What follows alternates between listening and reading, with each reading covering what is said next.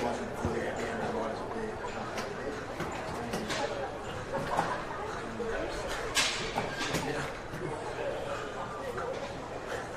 we've seen 4 up here.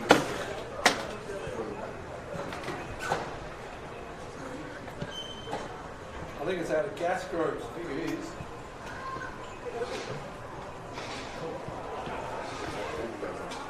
I think it goes anywhere.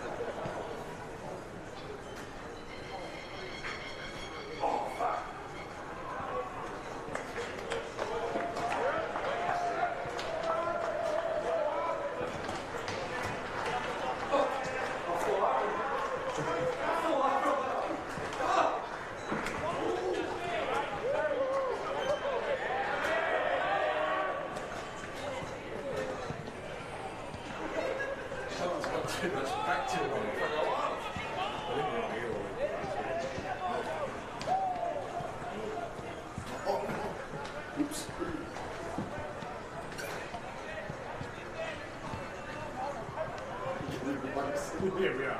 It's a real meal. Good afternoon, mate. It's in a chair. Chair.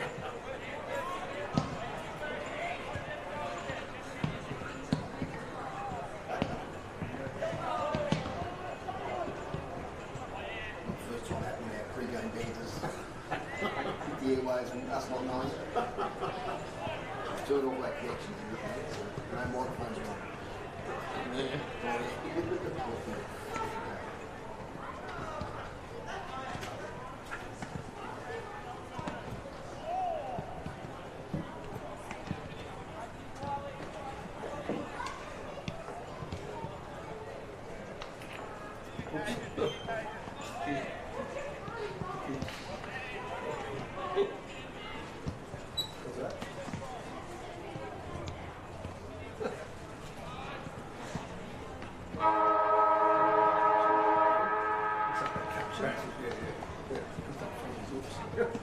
Pre-game dances and some nice.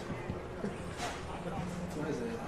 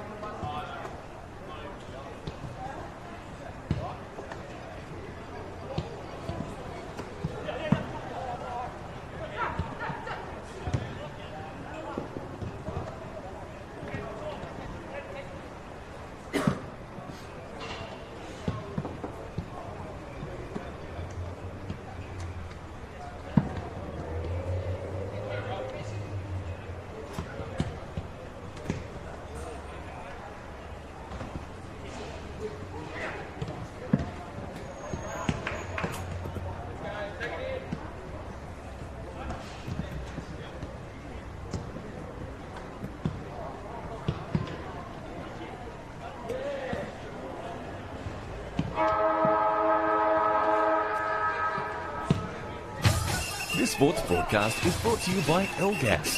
For all your LPG needs, talk to the locals with knowledge. L-Gas, call 13 11 61, a sponsor of City Park Radio.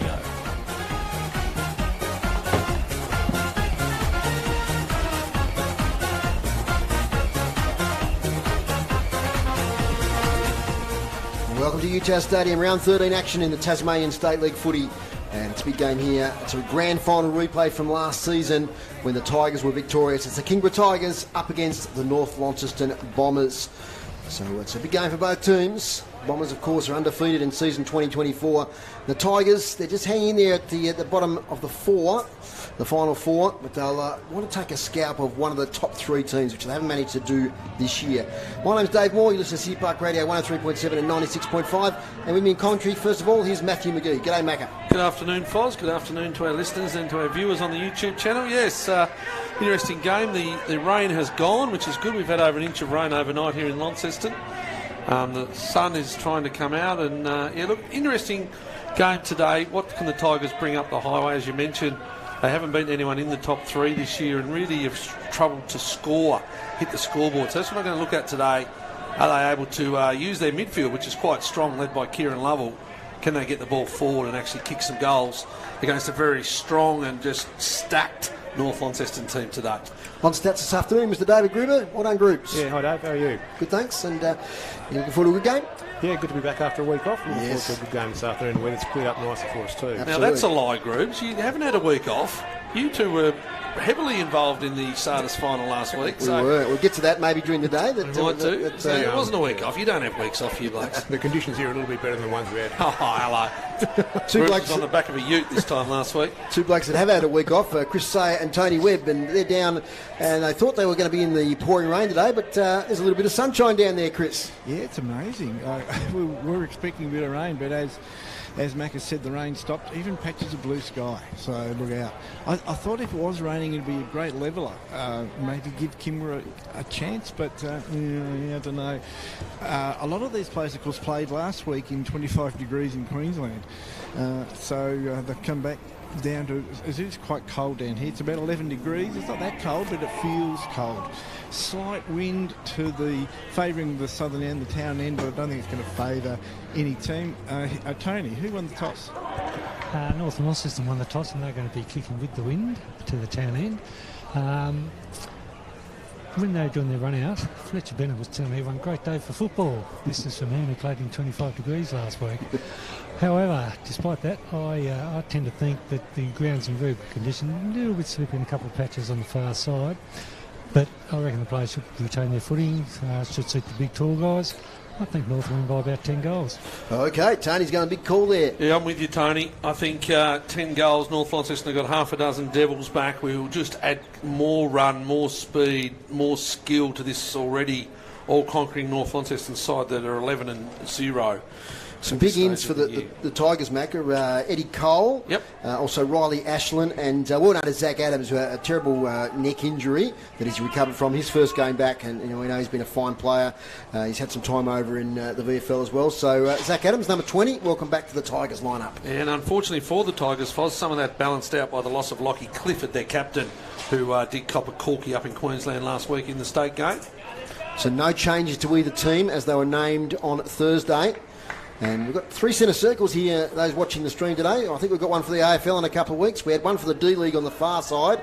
And thankfully for us in our commentary position, the other one's really close to us here in the RACT stand. So Yeah, it really brings this winger into it. Like Bradley Cox-Goodge is on a wing and he's literally 5 metres from the circle, just sitting behind Kieran Lovell, who is going to be manned up by Van Dam. So Tompkinson up against Lee. Ball's thrown up, first touch of the game, and short kick goes to Lovell. Here's Sulzberger, sharp on the left to Stingle. Cox-Goodger, he wheels around on the left. We've seen plenty of that this season in 2024. Good punch from behind. Now goes to Lovell. He twists and turns, goes out wide, and a good mark on the far side there by the Tigers as they come off half back. Ball coming down over the top. Bales, one of the most improved players in the TSL, represented the Tassie map last week. Bales finds Sulzberger, another representative. There was 9 of them, so we'll mention it. Sulzberger looks for Dean, goes a bit further to Griffiths, off the deck. They come through there, the Kingborough defence led by Murray Bastak, and then they repel outside 50 now. Now it's with Van Dam once again, this way, that away. Backwards handball now to Bennett. Ball back to Van Dam under pressure. Releases the handball to Nicholas. He's on centre wing. Kicks inside 50, looking for a target. Over the back. Griffiths is there lurking. Ball taken by Tapoli Kubank. He's tackled to a standstill. And it'll be a ball up about 20 metres out from the goal.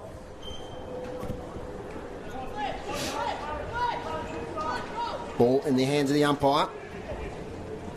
Up it goes. Tap one by Dean. Shark by Lovell. Gets it clear to Nick Baker. He thumps it on to Tapoli Kubank. He snaps towards goal. Donnelly's back there. He should just take it on his chest. He does. Ben Donnelly, the state fullback. Deep in the goal square. Kicks outside defensive 50, looking for Tompkinson. Falls off his hand. At the back, it's Zeitzen. Zeitzen's kick smothered by Nicholas. Out of play. Boundary throw in. Right half forward for the Northern Bombers. It's already a couple of inside 50s. Tapoli Kubank looks dangerous. He's hit the scoreboard the last couple of Allies games, Foz. Yep. Tapoli Kubank. Him and Lenny Douglas have represented Tassie in the Allies, along with Ollie Dean, who played round one. He's a full forward today, the big streak, Ollie Dean. They're wrestling there. Lee just kicks it out of mid-air. Looks like Baker might have the job on Bradley Cox-Goodyear there, Foz. Good match-up, that one. Great match-up. Nick Baker, of course, great in the grand final last year, wasn't he? He was very, very strong, Nick Baker. Came back from injury. Yeah, former Tassie Devil. Boundary throw in right in front of us here. There's a sun bathes UTAS Stadium. Lee Tompkinson. Lee got pushed out. He's actually going to rove his own hit out. Here's Van Dam, started well. Cox-Goodyear, this is where they look sharp, the Bombers. Bennett, Sulzberger, Marty Burton comes through for Kingborough. Griffiths up the ground a little bit today. Tapoli Kubank circles. Pressure on there, the Kingborough, Will Clifford. He needs to get it out, does so. That's gone straight towards the boundary line. If it goes out, it could be insufficient intent. No, the umpire gets away there for Kingborough defender in Murray Bastak with the helmet. Probably just a little bit far out when it bounced. If it had gone a little bit harder, it probably would have been insufficient intent. Some good matchups. Mitch Brower here on Stingle. Have to curb his pace, the Stingle pace. Here is Cox-Goodyear and Baker. Cox-Goodyear taps along the line.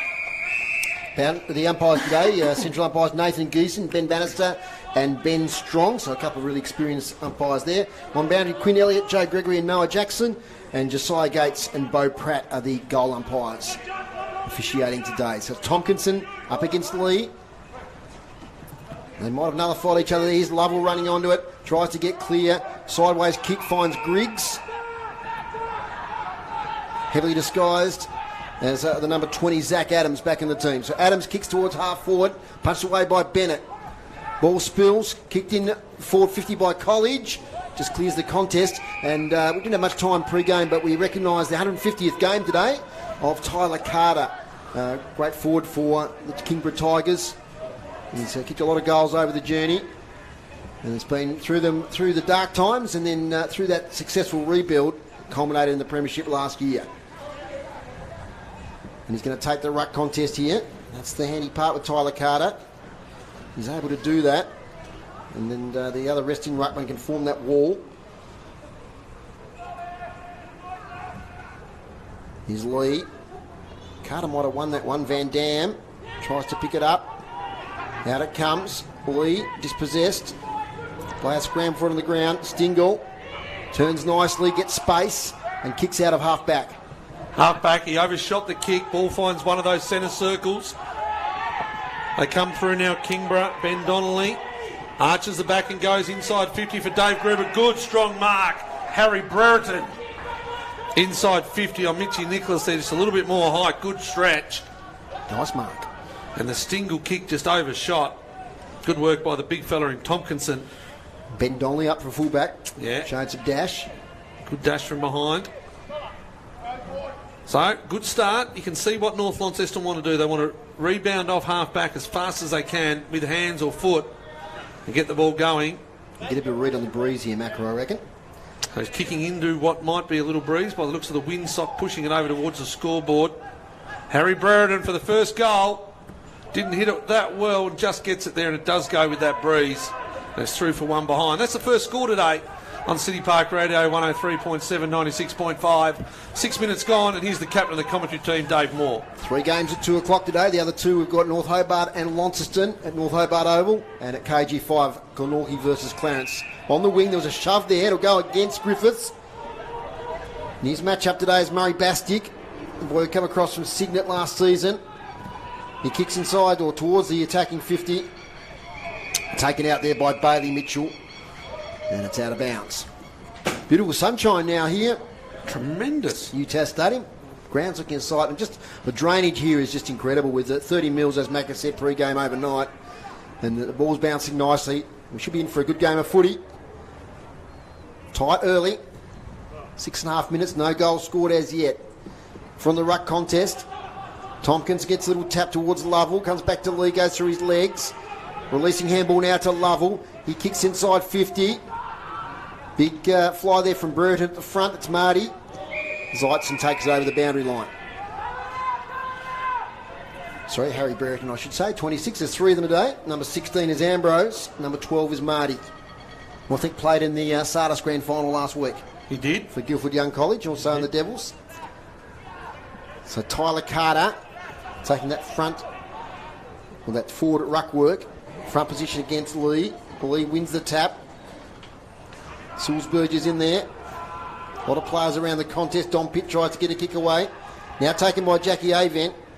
His kick's okay. Chug drops a mark he really should have taken. Spills out of bounds on the far side.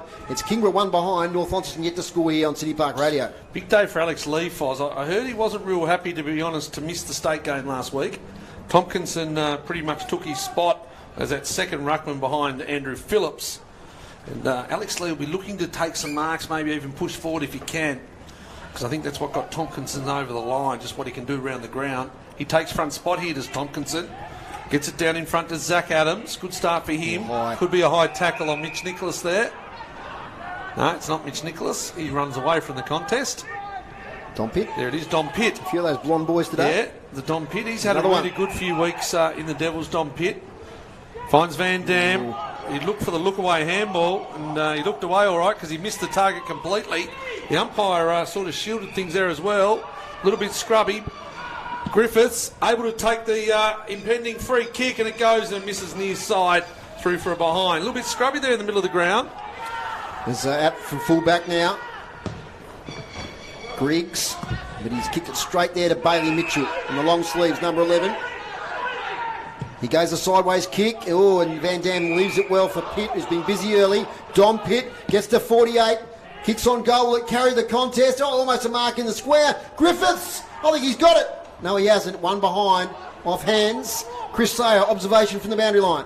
Yeah, I find it interesting. North have only had 1 runner all year. That's Richard Bennett. Today they've got 2 runners. I wonder why that is. Okay, Richard Bennett. Just middle of the year. Yeah. Richard just wants a bit of help, I reckon. There's Zach Adams from the kick out. Ends up now at half back. Zeitzen kicks it around the corner. That's a pretty good kick, actually. And Marcus Gardner will take it on the wing for the Tigers. Gardner, he goes by hand through to Mitch Brower. Hit up. Brereton.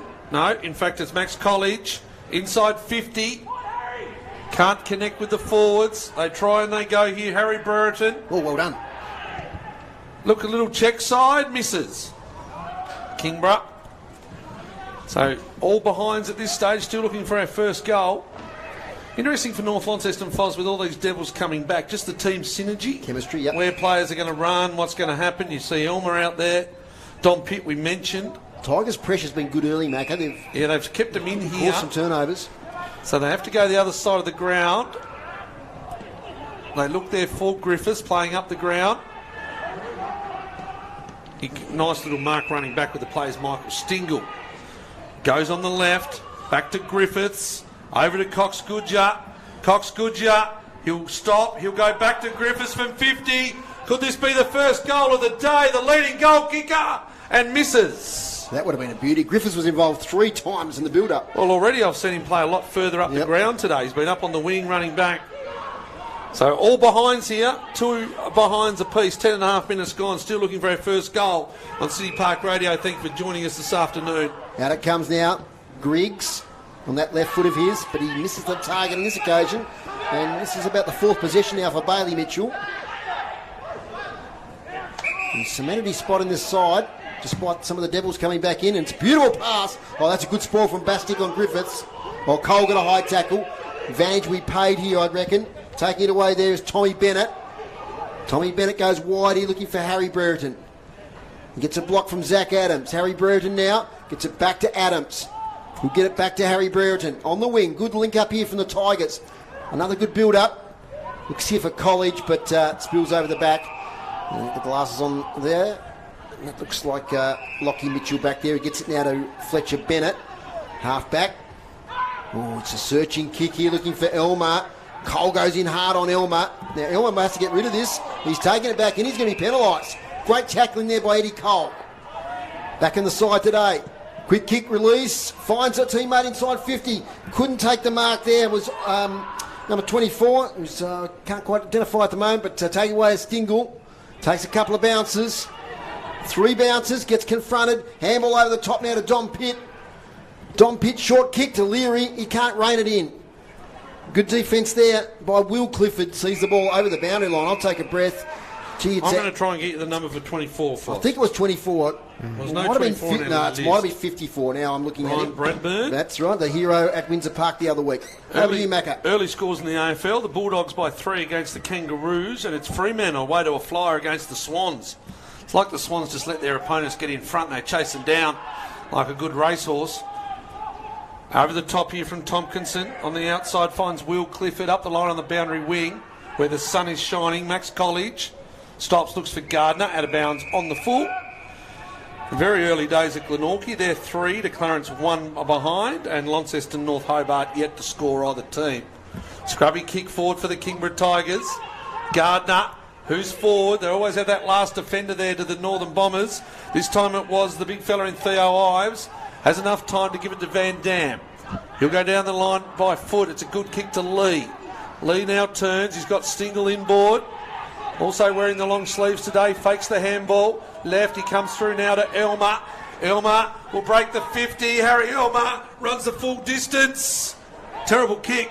Bastick takes it. Kicks it up to the wing. But it's only going as far as Alex Lee. Gee, it's been between the arcs. We'll get some stats from Groobs in a moment. We'll get our next stoppage.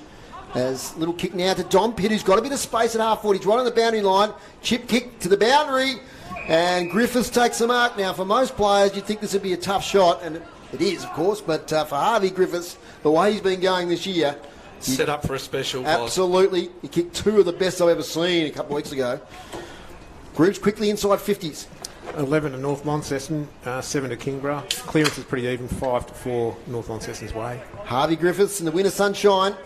In the left forward pocket, UTAS Stadium. He comes around now, swings on the right foot, sets it up. Distance is a concern, lands in the goal square. They fly. Sulzberger didn't judge it. Out of bounds.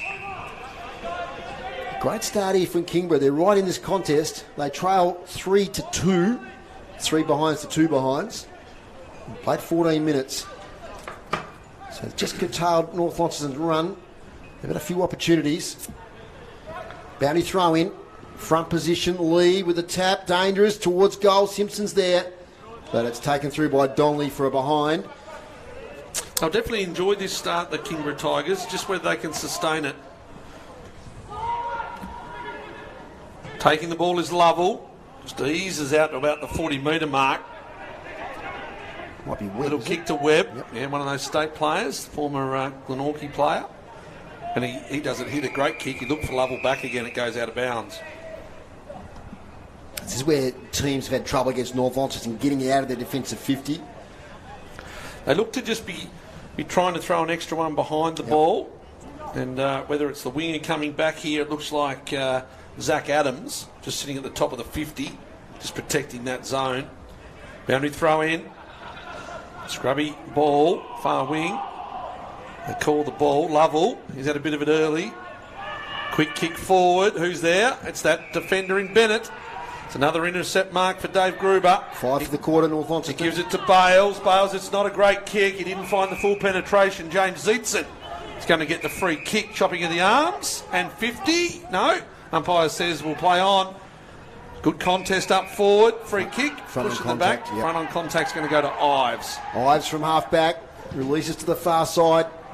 Oscar Van Dam is having a great season. He's good in the state game. Now to Bennett. His handball back to Van Dam's not a good one. So once again, the Tigers are putting pressure on. They're not allowing those outlet handballs.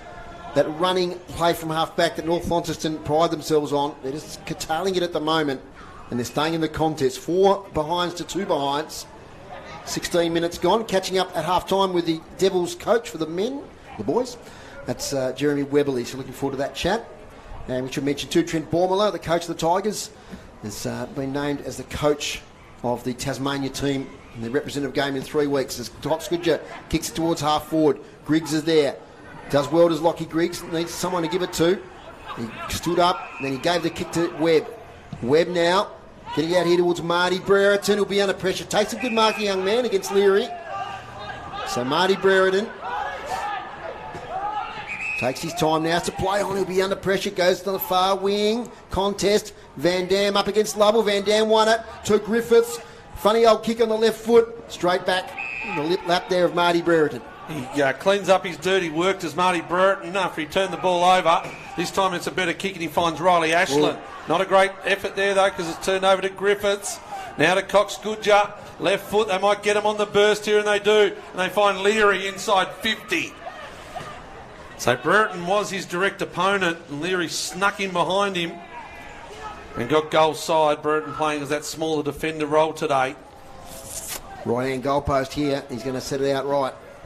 It was Declan Chugg who kicked 5 goals against the Tigers last game in Hobart. And it might be Leary's day today. He's going to have the first shot. We still haven't seen a goal. 17.5 minutes gone here on City Park Radio and on the live stream. So Leary, eastern side of the ground. He breaks the 50. He's got a fair trot up. Ball does not spin well at all, and it goes out of bounds left side. Squandering some opportunities. They do have battle, isn't it? The breeze. It is going towards that pocket. You can see with that kick, just dragged it towards that left behind post. Murray Bastick now with a relieving kick in the back pocket. He goes down the line, up towards the wing. Spoil from behind by Bennett there on Baker. Lovell's got it, dances around. Best on ground in the state game. Kicks to the wing, coughs it up. Couldn't take the mark there was Elmer. Now it's Sulzberger. He's tackled well from behind. Back to Elmer. Handballs it straight to Baker. Baker kicks it to half forward. Tyler Carter front position. Ives does well over the back. Now it's a contested footy. Ives back on it. Great handball to Cox-Goodger. He gets it now to Elmer. Great handball in trouble there from North Launceston. Well, they've coughed it up now in the centre circles. One of the 3 that we've got here today. Macca. Only 1 goal in all the games going on at the moment. Yeah. Foz, Clarence have kicked 1 goal. They're 9 to Glenorchy 4 and a 2-point lead to North Hobart. Launceston yet to score at North Hobart. So the sun is shining everywhere too. All the games, no goals. Here's Lovell. He's dangerous. They're right on him here. It's a good tackle. No, it wasn't a good tackle. It was too high, the umpire says. Don Pitt pleads his case. And still Kieran Lovell. Going to call his name a bit today, Fozzle. He goes now. He takes Pitt on with experience inside 50. They've got to go and they don't. It's another intercept mark and it's another mark to Fletcher Bennett, who now goes to Mitchell. This is Lockie Mitchell. He goes by hands to Mitch Nicholas. He'll look to get onto his left. Does it by hand. Overshoots the handball. Can't quite get it there to Manshandon. He'll be clever. Looking for Griffiths in the sun in the middle of the ground. Here at UTAS to Pitt. It's a terrible kick off the boot and it's taken in the repulsion by Will Clifford. Will Clifford played a great game in the grand final last year. He gets it out of the wing, finds Mitchell Brower. He checks his kick nicely and finds College. College has a man all by himself at half forward, and that's young Ryan Bradburn, who I mentioned calmly slotted it from the right forward pocket at Windsor Park the other week in the last 30 seconds to win the game for the Tigers. And this is a bit of an easier shot. He's about 40 out, 35 out, 45-degree angle. Ryan Bradburn. That was good footy there from the Tigers. And G. Lovell was having a big first quarter, Macca. He's had a lot of it, Fozzle. My word, as we expect. You know, we come and expect that, don't we? Ryan Bradburn for the first goal of the game. Sets it out to the Invermaid Park end. It's going to fall a little short. It's another behind. 4 behinds to 3 behinds. Bit like a Euro 2024 score here, groups. It is a bit, yeah. What do you got for stats-wise? Inside 50s, North Launceston 14, 10 to Kingborough. Clearance is still pretty even, 6-5 North Launceston's way. Fumble there by Nicholas as he approaches the wing. Good pressure from behind by Carter. Turnover. Eddie Cole just smacks it forward to the pocket. In fact, that's Eddie Cole there now. Can't quite take the mark. Here's Sulzberger. Sideways handball to Ives. 45 kick looking there for Pitt. Might have got some contact. Play on. Back to Pitt. Gee, he's been impressive in this first quarter. Don Pitt kicks to half forward. Dean there in a wrestle with Donnelly. That's a good matchup. Griffiths back to Ollie Dean under pressure from Donnelly. He'll be tackled straight away. Ball up. And that's a good experience for young Ollie Dean, Macca, up against the state fullback and Ben Donnelly. We saw him here last year up against Donnelly, and Donnelly took him to the sword, to be honest, young Ollie Dean. He just wanted to wrestle him, and Donnelly just outmarked him every time. So, big day for Ollie Dean, playing that forward role as opposed to ruck. Kingborough get away now through Nick Baker, right on the line. Finds that man Lovell. So Lovell, lots of the football. Clarence 15, Lee Glenorchy 4. That's a nice mark. A good lead, good mark, good kick.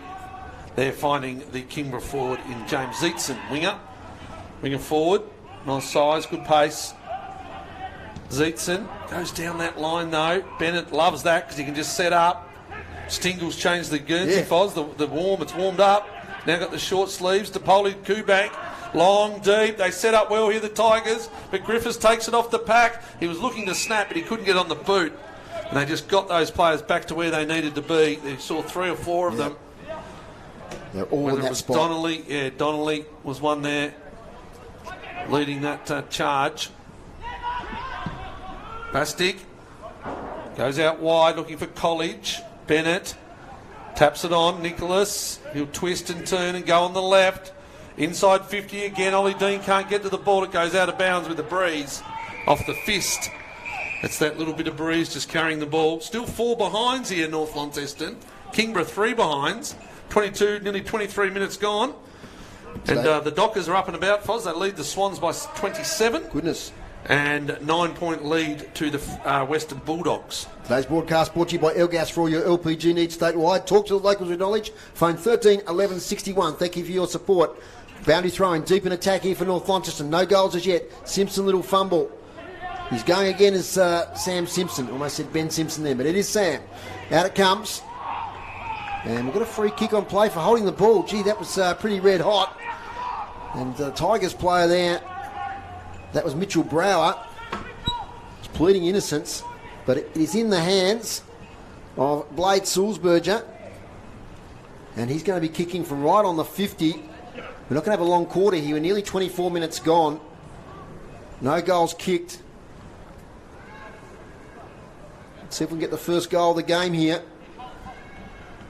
Blade Sulzberger kicks it towards goal. It's going to fall short again. Flyers one. Great mark. Ollie Dean takes a great mark adjacent to the goal square. The young fella from the Tasmanian Devils, lovely fly there, judged it beautifully and took a strong mark and should convert here from about 12 metres out. It's exactly what everyone wants to see from him, Foz. Yep. They want to see him get their hands to it, which I saw him at Penguin the other week. Fair enough, it was 9:30 in the morning. It was freezing. He just couldn't clunk them. So good start, Ollie Dean. Oliver Dean. Dean kicks the first goal for North Launceston. They're on the board here at UTAS Stadium after 24 and a half minutes. And it's 1 goal, 4-10 North Launceston. Kingborough 3 behind, 3 points. And, yeah, I mean, that's his game, is it? It's not necessarily the one-on-one wrestle where he's probably physically not quite there yet. No. It's that the running leap. Yeah, it'll give him good confidence too. In fact, he finished it off. Sometimes the goal kicking can be a little bit of a struggle, but he finished that one off, took a good grab on a good opponent in Donnelly. So it's all about experience and confidence here for Ollie Dean. And he kicks the first, 25 minutes into the game. Hasn't been a scrambly game, though. We've had very few stoppages. It's just been between the arcs, both defences on top at the moment. Yeah, just as I said, both teams getting one back, flying one back as they go, and just trying to work something out here, Foz. Interesting that, no, all good. Thought they'd played one short in defence, but in attack, Kingborough, but they go forward where the numbers are squared up, holding the footy. Another red hot one. Yeah. So it's going to be North Launceston through Stingle.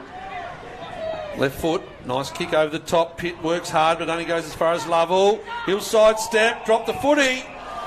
Yep, did not dispose of it. He tried to step around him, and it really wasn't a tackle. It was more just a little bump on the way through. Impressed with Pitt. Yeah, he's had a good few weeks to a Devils level, Foz. Inside 50, looks for Dean again. I heard it during the week. Coach Smith just said, I don't want to get Ollie Dean to get out-marked, and he didn't. But it's good defensive work there for Kingborough. It goes to Riley Ashland. Inside 50, Bales. Free kick. Back on play. He would have had about 10 or a dozen positions in his first quarter. It works hard. A lot of tackles too when he plays at the Devils level. Works really hard. The Dom Pitt goes inside 50, but it's only going to fall short as the siren goes. 26.5 minutes the quarter. North Launceston 1-4-10. Kingborough 3 behinds. And the one goal kicker, Foz, won't take long. Ollie Dean, 1 goal. Should have mentioned the D-League score earlier today. It was North Launceston 14-9-93, defeated the Tigers 6-7-43. So a 50-point win there to the Bombers in the D-League. Of course, they've got a few Devils players back today here and pretty much at full strength. So their D-League was a bit stronger today, Macca, and we saw some of the Devils players play in the curtain raiser as well. Yeah, it was a good game, wasn't it? They moved the ball quite well, North Launceston, when they had opportunity. Around the grounds, TSL. Around the grounds, Clarence 21 lead Glenorchy 4 at KG 5. Down at North Hobart, it's North Hobart 9, Launceston yet to score. The AFL, it's the Western Bulldogs 28-19 at quarter time. And just at the start of the second quarter, Fremantle 44 lead Sydney 19. Key stats to quarter time, David Gruber. Hit-outs, North Launceston 9, Kingborough 7, far less than we normally see. Absolutely. Clearances, Kingborough's way, 8-6. Inside 50s, 14 to North Launceston, 10 to Kingborough. Marks inside 50, North Launceston 3, Kingborough 2. Intercept marks, North Launceston 6, Kingborough 4. And free kicks, 8 for North Launceston and 6 for Kingborough. And quickly back before we go for a break, look at the statistics. It's a pretty even contest. Just that goal by Ollie Dean in the dying minutes there broke the deadlock. Yeah, look, it is. It looks like North Launceston are letting Kieran Lovell just run free. They're not putting a hard tag on him. And that's fine. Looks like Baker's going with Cox Goodger. They still look dangerous, North Launceston. And the Tigers, when they control the footy, they've had a couple of inside 50s where they probably should have connected and didn't so. But their work rate's been good, their pressure's been good. But at the moment, I still think North Launceston get as much of the footy and inside 50s as they go. Time to go to a break. This quarter time break brought to you by our sponsor, Brew Coffee Hut, making hot drinks for you at the game today. And you'll find them just behind the interchange bench here, behind the North Launceston dugout. They're there today and they're serving coffee, and there's a great lineup there of people wanting to get a hot drink from the Brew Coffee Hut. So thank you for your support this year in season 2024. We'll take a break here on City Park Radio, and we'll come back for second quarter action in just a moment. Play your cards right with new LPG deals from Elgas. Whether you're moving in or you're settled in, make the switch online today. From LPG account credits, fixed pricing and carbon offset options, Elgas has got you covered. Don't lose out. Visit the website, choose your new deal and sign up today. Go online, www.elgas.com.au. Elgas, local, safe and reliable. A sponsor of City Park Radio. Need a skin cancer specialist you can trust? Then come to Esk Skin Cancer Clinic and see Dr. Tilly for a skin, mole or spot check now. And you don't have to be an Esk patient. Dr. Tilly has been diagnosing melanomas and saving lives for over 7 years at Esk.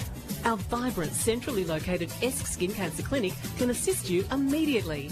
Book online or phone 6331 2355. If it weren't for Esk, where would you be? Esk Family Health is the one to see. Esk Skin Cancer Clinic, a sponsor of City Park Radio. Do you need new dentures or denture repair? At Five Ways Denture Centre, they're focused on friendly personal service, providing a range of services including full and partial dentures, denture repair and sports mouthguards. Working with dentists for an integrated approach, Five Ways Denture Centre offers a fresh outlook on denture fitting and repair, as well as correctly fitted mouthguards. Most denture repairs can be done in the same day. Smile through life. Make an appointment today at Five Ways Denture Centre, 461 Wellington Street, with off-street parking, and also online. A sponsor of City Park Radio. You're listening to great TSL action, Tasmanian State League football on City Park Radio. Welcome back to UTAS Stadium. My name's Dave Moore with Matthew McGee, Dave Gruber, Chris Sayer and Tony Webb, the team here for 103.7 and 96.5 City Park Radio. Don't forget, tonight's sporting action continues from 5 to 6 at the Elephant Sports Centre. The Launceston Tornadoes versus the Kilsyth Cobras. You can tune in to all the action there from myself and Scott Brown at 5 to 6. 1-4-10 North Launceston, Kingborough 3 behind 3 points. Macca, you get a bit more analysis of the stats there. Yeah, just looking inside 50s, Dave Gruber, 24 between both teams. Is that a fairly high number? 14 inside 50s for a quarter? It is a fair bit, yeah. It's more than usual, but well, it's very high for one goal. You usually get more return, for that many entries. I just thought the ball's going from arc to arc fairly quickly. Yep. The ball's, both sides are moving the ball fairly quickly through that midfield. And as we know, both of these teams set up well behind the footy. Yep. Whether it's Donnelly at one end, Fletcher Bennett we've seen, so 6 inside intercept marks. I saw Bennett take at least 3 of them, might have been 4. And Donnelly and Co down back as well. They've taken 4 between them. So we know Kingborough aren't a high-scoring team, so if they acknowledge that, they know they have to limit the scoring of the other team. And we know Trent Bormiller, one of the best coaches in the state, and he's really set his team up pretty well today against a pretty strong North Launceston attack who's used to scoring lots of goals. Yeah, well, they've got the size in that ruck duel too. Like Alex Lee normally monsters some of these skinnier and less skilled opponents around the ground, but today he's up against some big fellas in Gardner and Tompkinson. The hit-outs, fairly even, 9-7. And, look, I think both teams would be reasonably happy, maybe Kingborough more happy so. They would have liked at least 1 goal on the board, I think, but look, from a coaching point of view, I think they've done a fairly good job. Well, let's hear from Tony Webb how happy Adrian Smith was. Not very. No, okay. Didn't think so. He said they're actually -9 on the clearances, but getting back elsewhere. Really happy sort of with the inside 50 count. By their count, they had 20 inside 50s, and Brad Cox-Goodyear was staggered when they realised they've only got 1 goal for that. They want more composure because he reckons they're just hacking it forward and they're not putting it to the advantage of their teammates. So he wants them to show a little bit more composure there. He also says that when Kingborough do get it, they get out a bit too easily, so he wants them to tighten up on that as well. Here's Chris, having just run 50 metres. Chris, who's been with Trent Bormiller. Yeah, he put me down for a stat. He kept them there for a long time, especially in their huddles. But anyway, Bum was happy with the fact that there were a few fumbles from North Launceston, credit to the Kingborough players. He was very happy with 15 tackles, not happy with only 15 marks. And they need to tidy up their execution, but he was quite happy with that performance. As I think he should be at quarter time. Thanks, boys, from down there on the boundary. I'll tell you what, Lockie Clifford, I know he's out with the corky today, but geez, must be a bad corky. He was pretty hobbled as he came off the ground then. They go, once they get in there, it's pretty hard to get rid of them too. Second quarter action here at UTAS Stadium. It's Kingborough 3, North Launceston 10. Can the Tigers use the wind here in the second quarter? Here's Matthew McGee for City Park Radio Sport. Big Jack Tompkinson gets that hit out against Lee and he follows up the big fella. He's going in hard here. Sulzberger tried to get the handball. It's a good intercept there from Nick Baker. Coming out now pretty hard there for the footies. Harry Brereton. Inside 50 for Dave Gruber for the Kingborough Tigers. Avant taken. Good pressure, good forward pressure. Really good work there on the bump. Harry Brereton again working hard. Harry Elmer, though, gets the repelling handball and he goes wide out to Bennett. Bennett now finds the youngster on the far side in Will Manshandon. Manshandon, inboard, nice kick. Sulzberger, he'll look for that left foot kick. They've got Theo eyes wide. If he wants to try and switch it. They've set up pretty well. Behind the footy. Stingle, fair bit of it in the first. Wasn't a great kick as he kicked it up the chimney, looking for his forwards, but Big Tompkinson was there in the way. Bastic handballs the ball out. They go now. If they can keep going here, Kingborough, they can get it the other side. Oh, it's a terrible bounce of the footy. Leary, he pounces and he goes. Well, the ball just bounced on its end. They were away if it had a bounce properly. It didn't. Missed the target. The Kingborough play there, and Lockie Griggs can't believe it. And that's all Brandon Leary needs. Goal to North Launceston. Yeah, he's a real opportunist in that forward 50. Can't give him a sniff like that. And he just sort of hovered around that area. And when the mistake came, he pounced and kicked that very vital first goal of this second quarter. 2-4-16 North Launceston. Kingborough 3 behinds, 3 points, Macca. Just watch the replay. The ball just had to go one bounce that way and they were away, and it bounced up on its end, virtually into the hands of Leary. And as you mentioned, though, they did miss the target with the handball on the way out. So vital first goal goes the way of Kingborough. Of North Launceston. So Kingborough now trailing by 13 points. Back in the middle, it's Lee with the tap out, looking for Van Dam. He's there now with Cole. Van Dam almost wins it. Late in the back there was Tompkinson. So contested footy now. Trying to break free was Tommy Bennett. He was caught by Van Dam and he'll be penalised. Tommy Bennett, the boy from Hutchins School. There's now Van Dam, goes right half forward to Man Shannon. Releases the handball to Tapoli Kubank. He gets to 40 out, near the boundary line. His kick's always near side and then it fades. It sneaks in for a behind. 2-5-17 North Launceston. Kingborough 3 behinds, 3 points. So from fullback, Ben Donnelly. We come out to the near side here, looking for Tompkinson. Well, big fly from the back and spoil there from Lockie Mitchell. Falls in the lap of Mitchell Brower. Brower to half foot. Carter's all by himself. Takes the mark in his 150th game. Now it's a wide open goal square. He kicks it towards the goal square. All about the bounce here. It just holds up. And desperate work back there by Lockie Mitchell. Sees it through for a behind. First score over the second quarter for Kingborough. They're 4 behinds. North Launceston 2-5-17. Once again, North Launceston just have those players rolling back. Oh, that's a tight kick. Finds Cox Goodger. Umpire says play on. Goes back to Lockie Mitchell, back to Nicholas. He'll wheel and go on the left. Nice kick, finds Sulzberger. Really coming into one of the premier defenders. Had a good game last week, good stats. To Blade Sulzberger getting a lot more of the footy. Sulzberger goes wide, Man Shandon. This is what they can do, North Launceston, back to Nicholas. These left footers.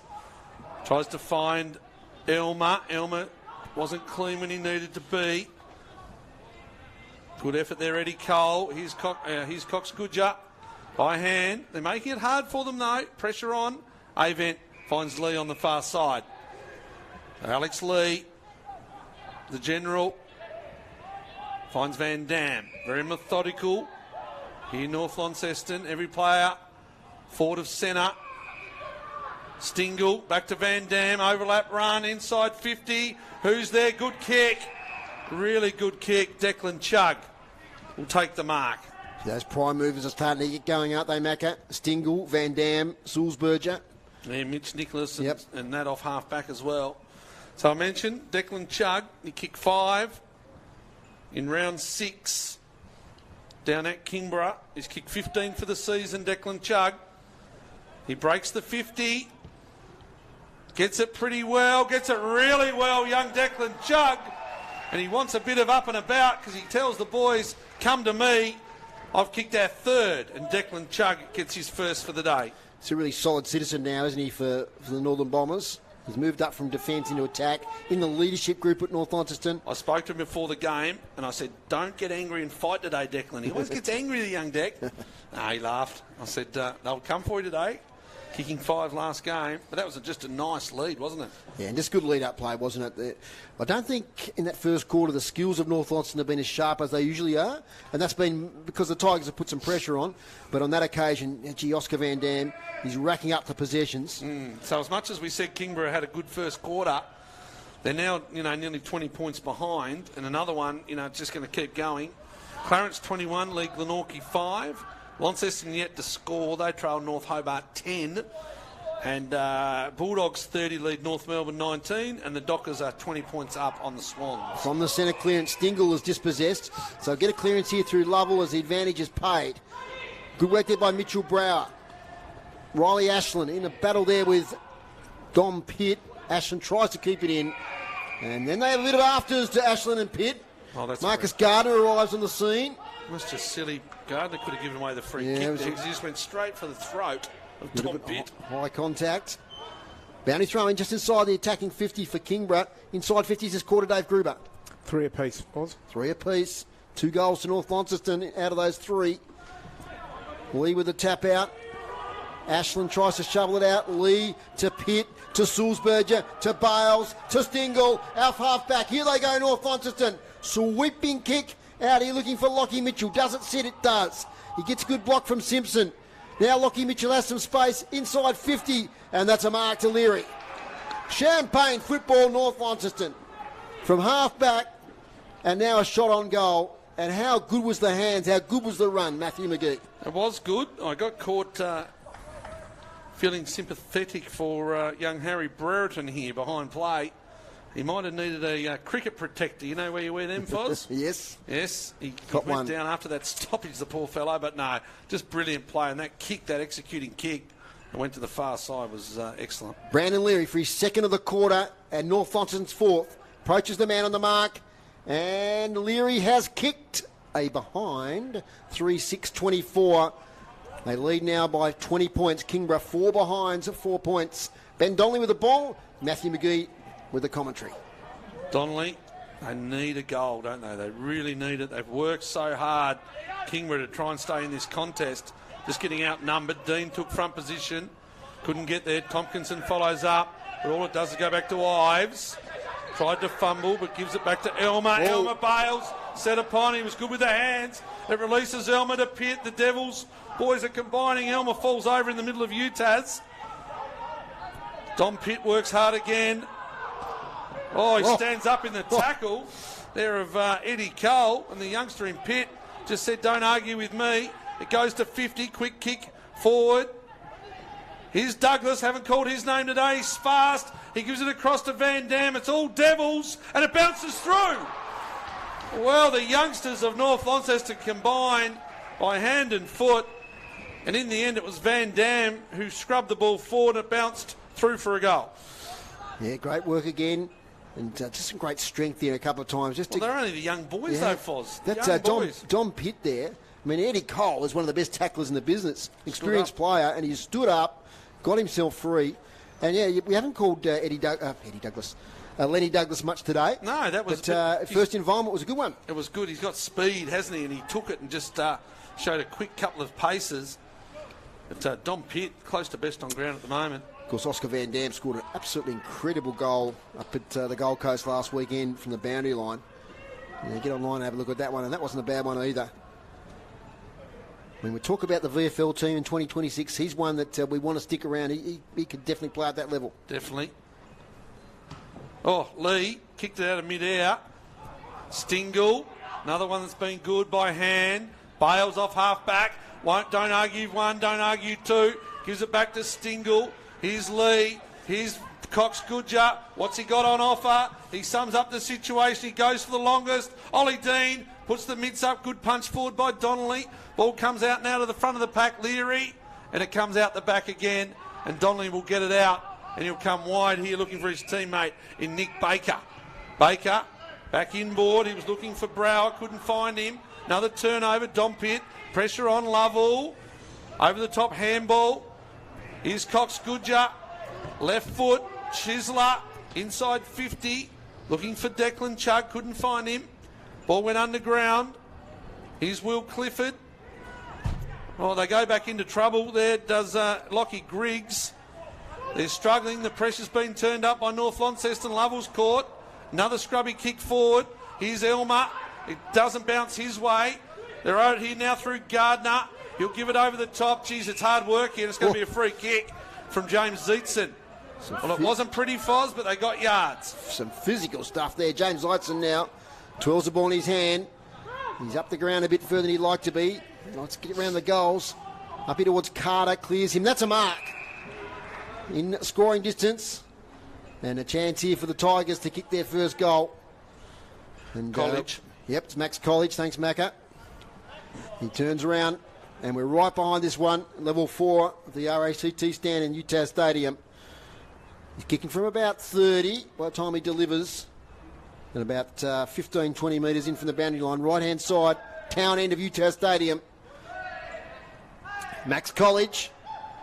He sets it out. It's going to stay out there. Still in play. And almost a mark to Gardner. Roping it though well as Bales. He kicks for territory. In pursuit there is Zach Adams, who's another player that's changed from the long to the short sleeve. Now, not that I'll say no to a discount on my insurance, Foz, but the stand's not the RACT stand anymore. Isn't it? What is it? Well, it's just the Western stand. Oh, right. No sponsors. Yeah, okay. So maybe one of your personal sponsors could sponsor the grandstand for our call. We'll get in discussions. Subaru, Brew Hart. Who else are you with this year? Elgas. Yeah. Telstra Shop? No. No? Gratz Groups. As boundary throw in, as Lee wins the tap, out here towards Stingle. Out of bounds. It might get some stats, Groups. Talking of your good self. What do you got for us? Yeah, it's North Launceston 4 to Kingborough 2. Inside 57 for North Launceston, 4 for Kingborough. Clearances 2 apiece this quarter. Round the grounds, TSL, Macca. Launceston have scored. They kicked a goal. They're 10 points trail. They trail by 10 points. North Hobart 16-6. Glenorchy have 5 points. They trail Clarence by 22. The Bulldogs lead by 18, and the Fremantle Dockers lead by 21. As Griggs kicks it inside 50, but that man Bennett's there again, the gatekeeper, and he sees it out of bounds. Today's broadcast brought to you by Elgas for all your LPG needs statewide. Talk to the locals with knowledge. Phone 13 11 61. Catching up with Jeremy Webberley at half-time. Another successful season so far for the Tassie Devils boys. So we'll have a bit of a chat about that and maybe some things that are coming up in the future in Tassie footy. Tap out, comes out towards Cole. The low kick inside 50 by Mitchell Brower. So knocked through for a behind. So 5 behinds now to Kingborough. They trail North Launceston 4 goals, 6:30. We've been playing 13 minutes into the second quarter. Bales, he'll take the short kick out. Gives it to Mitchell. Lockie, that is. Oh. Standing up in the handball there was Cox Goodger. A little bit lethargic and good pressure. That could be a trip, it is. Just a little ankle tap on the way past, and Cox Goodger, he'll get to be able to have another go here. Sun's disappeared, Foz. Yep. He'll go sideways to Mitchy Nicholas. Stingle's just hobbling a little bit in the middle of the ground. We might keep an eye on that. A little bit lame. He's going to get this if he can go, and he does. Backs back into the pack, gets the hands over the top to Lee. Here's Griffiths up the ground. He'll give it over the top to Elmer. He could go again, but he breaks the 50 on the bounce. He's caught. He's bounced the ball with the hand on the back. That is automatic holding the footy. He was just unaware. He had Sam Simpson to his right too. He was unaware. It's 2 on the mark. That needs to be 50. You can't do that. Dave Gruber agrees. Yes, he does. James Zeitson will take the mark. You can't have 2 on the mark, Groups. No, you can't. Can't even prove that you didn't mean to do it. Bad luck. Automatic 50. Umpires missed one there. Umpire Ben Bannister. No one was protesting about it, though. He might need to umpire another 300 games, Ben Bannister. These new rules and new regulations. The veteran umpire, Ben Bannister. Boundary throw in on the eastern wing, just forward of the centre line for the Tigers. Still looking for their first goal, where the scoreboard reads North Launceston 4-6-30. Kingborough of 0-5-5. 14 and a half minutes gone, second quarter, still yet to score a goal. We'll get their inside 50 totally in a moment, Cruz, if you don't mind. Mitchy Nicholas over the top finds Fletcher Bennett. Bennett to Bales, takes it full stretch. Yes, he does. How many times have been in 50 for the game, Grooves? First quarter and now. Kingborough? Yes. 17. 17 times for no goals. That's right. Wow. Yep. It's a concern. It's a concern. Bales, here's Griffiths. Unfamiliar role today up the ground a lot. Love will slow down his output this quarter, Foz. Griffiths, he'll wheel, he'll go. Not a great kick. Tompkinson cuts it off, gives it to Lovell. Here's Griffiths again, out of his reach. They come down now through inside 50. Mitch Brower. But well done again, Fletcher Bennett. Leading the Player of the Year award. You can see why. He just does not get beat. Yep, good match up there with Tyler Carter, who's hasn't had much of it today in his 150th. Of course, he's had a great history with this ground. Tyler Carter, a little bit of a did it hit the Tate with Mr. Mitchell Thorpe in the grand final. Right, okay, yes. We won't go there. That was a bit dramatic at half-time. Boundary throw in. I ended up in the tribunal. You did. He did. Here he is. Tyler Carter takes it. Now, Sulzbergic, he's a smart handball there to Pitt. His handball looks for Topoli Kubek, who's bustled out of the way. Now the running Nicholas, one of the best on the ground so far today, takes a second bounce. Pressured there by Tompkinson. He gets the kick away just in time. They fly off the pack. Chance Douglas, handball, easy as you like. And Manchan will kick a goal for North Launceston. Over the back, 5-6-36. North Launceston, Kingborough, 5 behinds, 5 points. And Macca, yeah, you're signalling there. Well, they just went in the wave. Mitchy Nicholas has been outstanding off half back. Absolutely. I'm going to see which forward man's up on him because they've got to just lock him down. And what I really liked there was he could have given the ball shorter to Chug on the lead. He ignored it. Chug was probably a bit disappointed. He saw the outnumber further on. Yeah, and he kept going. He took that extra few steps, a bounce, and then kicked it in. And Bradley Cox-Goodger went straight across to him. I'm sure that's what he said. Well done, son, for taking that game on. Yeah, and once again, I mean, we talk about Fletcher Bennett's effort there at fullback. But who is it here? Like Zeitzen, he's gone way back to the back pocket here. And it's, Zeitzen that's in the back pocket, but he's just got a man up on Mitchy Nicholas on the rebound. He's an attacking halfback, isn't he? Wow. He sets things up. Ball up in the middle of the ground.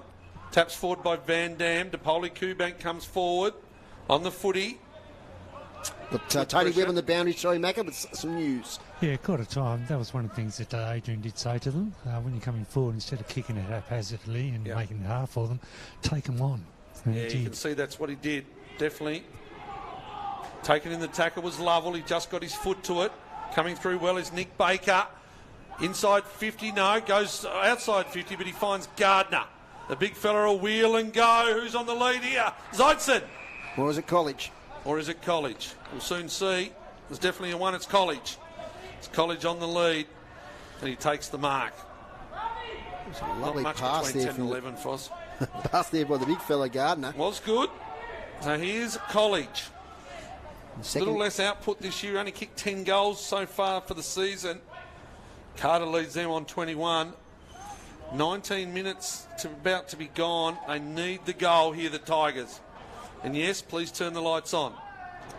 College stops as he kicks it. Not great, but he doesn't. Goes right side.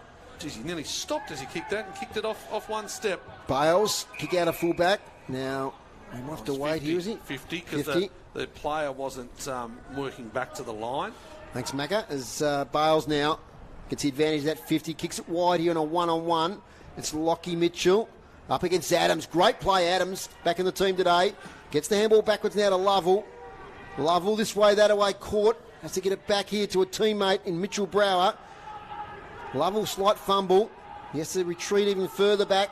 And the pressure they're putting on now, North Launceston, as they're getting away with those Ambrose Brereton. Kicks it up towards left half forward. Here they go from half back. Bales, the dangerous Nicholas. He's got a bit of space. Chips the kick, but not good on this occasion, getting in the way of Nick Baker. Now they can launch something here, Baker. The lead is Zeitzen. Can't quite get there. And I'm pretty sure Lockie Mitchell sees it over with a bit of a shove. Umpire Geeson said that's okay. And we'll have a boundary throw in. 30 metres around from the left behind post.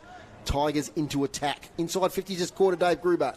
9 North Launceston, 10 to Kingborough. Right, so they've done the outnumber with the breeze. They have yet to score a goal, and North Launceston kick 4 the other way. Boundary throw in. Liam Gardner. Off the pack, Nick Baker. Top of the square. Outnumbered, though, are the Kingborough forwards. They do well. Nicholas, Avant. Haphazard kick. Wasn't great. Couldn't take the mark. There was Webb. It's been quiet today, Webb. Fozzie says too high. Pushing the back, whatever you want to call it, Dave Moore. It's on Eddie Cole, though. It's going to be a free kick to Eddie Cole. Yeah, James Webb.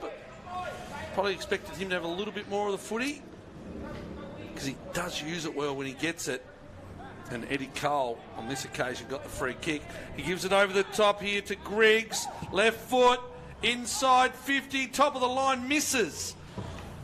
As Fozzie used to do in his career, he's doing it in singles. That's the first time this season that's been brought up, so that's good. Well, it's true. Round 13. Wasn't many 4s or 6s. Just nudger. He's a nudger. 7 behinds. 7 behinds, plays 5, 6, 36. As we get in the... Good to be back. Into the back pocket. Oh, that's a cough up there. This time by Lockie Mitchell to Baker. He's pumping it inside 50 a bit here. Finds Cole. Well, just and Eddie Cole, Eddie Cole takes the mark. He's a bit closer this time. Slightly left of centre. Good work there from Baker. And just been a bit sloppy the last time. A couple of times North Launceston trying to escape their defensive 50. And they're still in this contest. This will bring it back to 23 points. And it's a low-scoring game, I know, but just getting towards half-time. This would be a real team lifter for the Kingborough Tigers. Running premiers. Experienced Eddie Cole back in the team today. Been pretty good. Kicks towards goal. And he has kicked the first goal for Kingborough, has Eddie Cole. They're on the board. 1-7-13. Trailing North Launceston 5-6-36. And boy, oh boy, they've had enough entries, Matthew McGee, and at last they've scored one, and that could just lift their confidence. Another one, quick one now, and as I say, they're right in this contest. Yeah, just as you mentioned, it was more the North Launceston mistake coming out that led, but they've got to make them pay, and they did on that occasion. So well done, they're on the board, 1-7-13. 23 points, though, still the margin. 22 minutes gone. Round the ground, TSL Macca. Clarence, 27, lead Glenorchy 18. Down in North Hobart, it's North Hobart 28, lead Launceston 7. Okay, a bit of a comeback there from the Pies. The Western Bulldogs up by 19 at half time, and Fremantle still leads Sydney 27 points. Ball up in the middle of the ground, no bouncing it today after the overnight rain. Lee gets in the back of Big Tompkinson and just sits on him. And Tompkinson, the big fella, he gets up. He's trying to get Lee to move. Anymore. He can't do it anymore. Doesn't matter. If you go to fake the handball. Kicks it high and long. Gardner sets. Ives. Where does it bounce off the fist? Straight in the hands of Avent. And he goes wide to man Shannon, who fumbles the ball, falls over, and it goes out of bounds. A little bit of comedy there. Definitely these lights, Foz, will need to be on. Just checking the radar, Macca. The birds are moving. Is that a sign of rain? The birds are moving, Dave? The showers are coming from the west, but they're all petering out before they get into Launceston. Had enough rain just overnight, so that's okay. Good rain. We haven't had much this year. No, it's about 30 mils, as I said earlier in the broadcast, so a good drop. Boundary throw in. Tompkinson up against Lee. Tompkinson wins the tap to space. Tackled there, I think, was that was Cole. Back now to Lovell. Lovell keeps it low inside 50. Garden and Lee couldn't nearly been paid that and chopping the arms anyway. Here we go now. Chance. Webb. James Webb. Gee, he was open for a shot on goal. Kicked it way out to the left. Seen a few fade towards that pocket today because of the prevailing breeze. So out of bounds on the full. Clearances this quarter, Dave Gruber. Kingborough on top, 13. Oh, it's clearances, yeah. 8 to Kingborough, 3 to North Launceston, so on top there, and on top in inside 50s as well, 13 to 9. There's Bales now, kicks it long, holds up in the breeze. Stingle tackle, stands up, gets it to Lee, sweeping handball to Cox Goodger. Further back now to Bennett. Shares it now back to Cox Goodger. Chip kick up the wing, trying to rein it in there with Sulzberger. Couldn't keep hold of it. Now the Tigers a chance the other way. Picking up there is Zach Adams. He's laid upon. Now he's going to be penalised here. Yes, the body language from Ben Bannister suggested he was going to pay that holding the ball. So free kick, Oliver DePoli Kubank. So he's going to go the shorter option to Van Dam, who's on centre wing. And the advertising logo. Sideways kick to Bennett. Cruising past his Bales. He goes there, has to kick it quickly. Towards attacking 50-year-old Oliver Kubank there, put his hand in the way. Would have gone on the lap there of Sulzberger, holding the ball now. Lenny Douglas. Yep, and a good tackle there at half-back to pick up the Tigers player. The Kingborough half forwards and forward pockets, they need to be aware that Bales and Nicholas, they're going to run. Yep. You've actually just got to defend them as a forward when North Launceston have the footy. Baker gets it to Lovell, and now Tyler Carter with a bit of space. 2 kicks out from goal. Measures the kick here towards Webb, but Bales will get there with a spoil. Bad kick. And out of bounds, yeah. Just that. It's too much, honest. Showed Bales way too much of the footy. And Bales just hit the body and hit the ball, and out of bounds it went. So getting to the end of second quarter here, 25 and a half minutes gone. 23-point lead to North Launceston. Haven't had it all their own way, but they've hit the scoreboard when they needed to. Boundary throw in. It's outside 50. Tompkinson. So he's probably had the better of Lee. Not on this occasion. And it's a good tackle on the follow-up there from Stingle. But a good last 5 minutes or so for Kingborough. Maybe 10 minutes. Yeah, definitely. They've had a lot of the ball. Forward 50. So Stingle looks for Lee out wide. Does the don't argue on Tompkinson. Not an easy job. Here's Griffiths. Electric off the back half. Not a great kick, though. Turnover. Tigers. Inside 50. Bales off the fist. Out of bounds. Trying to see who we had off half-back there, Foz. That's Zach Adams again, Macca. Was it? Yeah, Good mark. Yeah. Good It's, intercept mark. a really good return, as we said, from that horrific injury We've had about back in December. Yeah, we've had 3 or 4 boundary throw-ins right from this spot, just defensive side of 50. Kingborough into the ground, going towards the city end with a slight breeze to that pocket, probably where it's ending up. Lee and Tompkinson. Lee on that occasion comes down. Tompkinson follows up, as does Lee. There's a free kick off the ball. I think it's going to go North Launceston's way. It's going to go to Van Dam. 27 minutes gone. Can't be long left in this first half. Catching up, with Jeremy Webberley at half-time. As Cox Goodger, deep in the half-back flank, says, I'm going along. Is that a bluff? No, it's not. He certainly does go along to a contest. Off hands. Griffiths is in there. A lot of players around it. Picked up there by young Marty Brereton. Hooked around the quarter by Oscar Van Dam. Bouncing ball. Donnelly's in there. Knocks it away from Leary. Douglas working hard. He's tackled by Will Clifford. And we've got a ball up right in front of the scoreboard, which is shining brightly at the moment. Just about in front of where Dave Gruber stands for Hawks games. And Matthew McGee as well on some occasions.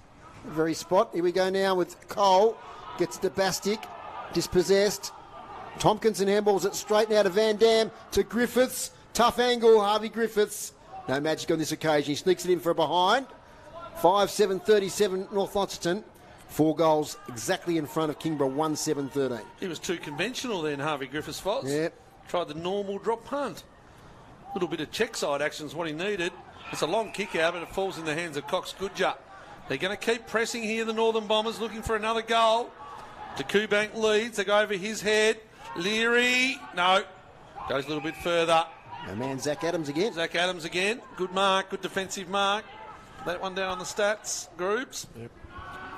Thank you. James Webb, middle of the ground, left foot. They're away here, over the top, College. If it sits, it just goes too long. And Bennett's the man for the job again.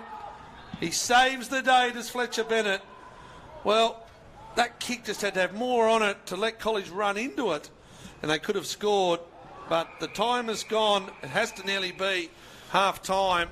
And that would have just given them a lift, Foz. But Fletcher Bennett, I reckon he made up 25 yards while that ball was in the air. Yeah, it's a combination of a bad kick, but Fletcher Bennett did read it beautifully. Well, he didn't have to read it. He just ran to where it went because it was in the air for so long. It was just good timing on the punch. Just frustrating, I reckon, for Trent Bilmer. Bounty throw in. And it's got Tompkinson, but Lee wins this one. As the siren sounds for quarter time, and North Launceston in that quarter took their score to 5-7-37, 4 goals, 3. And the Tigers are now 1-7-13. They kicked 1 goal, 4. So certainly North Launceston came out of the blocks firing in that first half of that second quarter and kicked a number of goals. But the second half of that quarter, probably the Tigers had a lot of it and probably should have been closer than the 4-goal margin suggests at the moment. They definitely had their opportunities, Dave. Definitely had their opportunities. Goal kickers, Matthew. Goal kickers for Dave Gruber. Oliver Dean with a single, and then it was in that quarter Declan Chugg, Willman Shandon, Oscar Van Dam and Brandon Leary. So 5 individual goal kickers. And for Kingborough, it was 1 goal to Eddie Cole. So players departing the ground, been playing in a pretty good spirit so far between the two teams. Dave Gruber's got the half-time stats. Hit-outs to half-time, North Launceston 18, Kingborough 16. Clearances, Kingborough's way, 16 to North Launceston 10. Inside 50s, pretty even, 26 for North Launceston, 24 for Kingborough. And in that quarter groups? 14 to 12 it ended up. Yep. And the Kingborough's way? Yep. Okay. Marks inside 50, 5 apiece, 3 to 2 that quarter Kingborough's way. Intercept marks, 7 for North Launceston, 8 for Kingborough. And free kicks, 15 for North Launceston. Kingborough has 13. Okay, so there's the stats thanks to Dave Gruber there at half-time. Macca, just a few comments before we go to a break. Well, it's the same North Launceston. It's attack off half-back, turn the ball over through a Bales or a Bennett and then just go. And that quarter they were able to find some of their forwards a little bit better. they stopped the influence a little bit of Lovell. I don't think they necessarily tagged him, but they were better around the stoppages. A really good battle between Tompkinson and Lee. They wrestled probably more than anyone. They'll be tied to the end of the night, the two big units. But it was just use of the footy, wasn't it? You mentioned Kingborough have had plenty of opportunities. Just the inside 50s again, Groobs, that quarter, sorry? 14-12 the Kingborough way. Yeah, so, like they've had the chance, but just 1 goal 7. And they just keep an extra back behind the footy, North Launceston, or they wrap back. They get back inside 50, whether it's Bennett, whether it's Theo Ives. They make sure they've got that gatekeeper, that goalkeeper back behind the footy. They're always outnumbering the opposition forwards, which makes it hard. But even that last one, just sometimes the kick, it's got too much on it. Like they showed one to Bales over there. They showed one to Bennett here. Just too long in the air. Yep. Like that kick there that went into College, they'd have been better to have kicked it along the ground, hard and fast, and let College run onto it, because he had a 15, 20 metre lead on his opponent, but just in the air too long. So some skill errors. Look, I think they'd probably still think they're in the game. Like the inside 50s show that they can get the ball in there. The wind is probably, still there going towards the City End, which North Launceston will have in the third quarter. But, your midfielders, your Pitts, your Stingles, your Sulzbergers have had plenty of the footy. Bradley Cox-Goodger on a wing. Like, what a luxury. Yeah. And then off the half-back, it's Bennett, it's Nicholas and Bales, and that's, really where it is. Other half-time scores, Macca? Half-time down at KG5. Nice little fight back by Glenorchy. They trail by 8 points against Clarence. No score up on the board. Yeah, I can tell you that one, Macca. It's 4-4-28 North Hobart to Launceston, 2-1-13. So a 15-point margin. And the AFL? The AFL, it's the Western Bulldogs 38, lead North Melbourne 19 at half-time.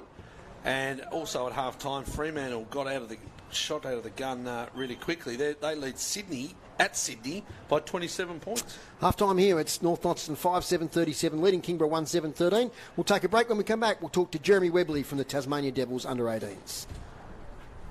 Play your cards right with new LPG deals from Elgas. From LPG account credits, fixed pricing and carbon offset options, Elgas has got you covered. Go online, www.elgas.com.au. A sponsor of City Park Radio.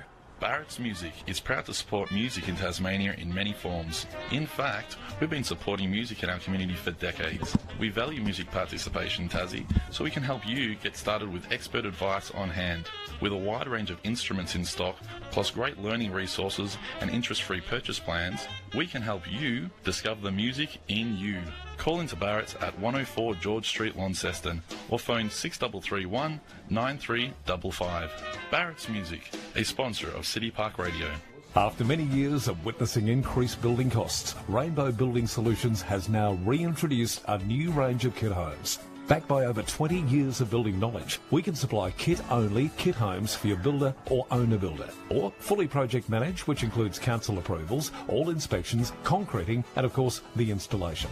No need to deal with multiple contractors. No stress. For a free, no-obligation quote, please call Rainbow Building Solutions on 1300 737 910 or visit the website rainbowbuilding.com.au.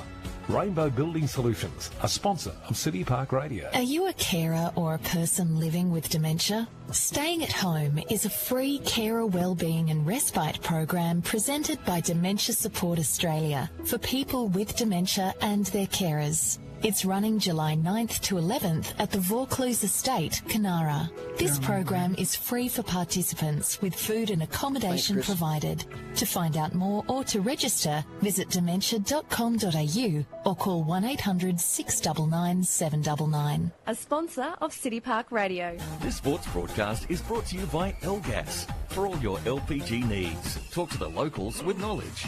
Elgas, call 13 11 61, a sponsor of City Park Radio. Welcome back to UTAS Stadium with Dave Moore, Matthew McGee, Dave Gruber up here in the commentary box, Tony Webb and Chris Sayer on the boundary line at half-time.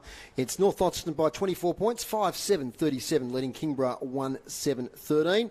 And our special half-time guest today is somebody who's done a great job with junior Tasmania footy over the last few years as coach of the Tasmania Devils under-18s in the Coates Talent League. And welcome now to City Park Radio, Mr. Jeremy Webley, who's enjoying a weekend off, no doubt, from being a coach and maybe with his feet up at home.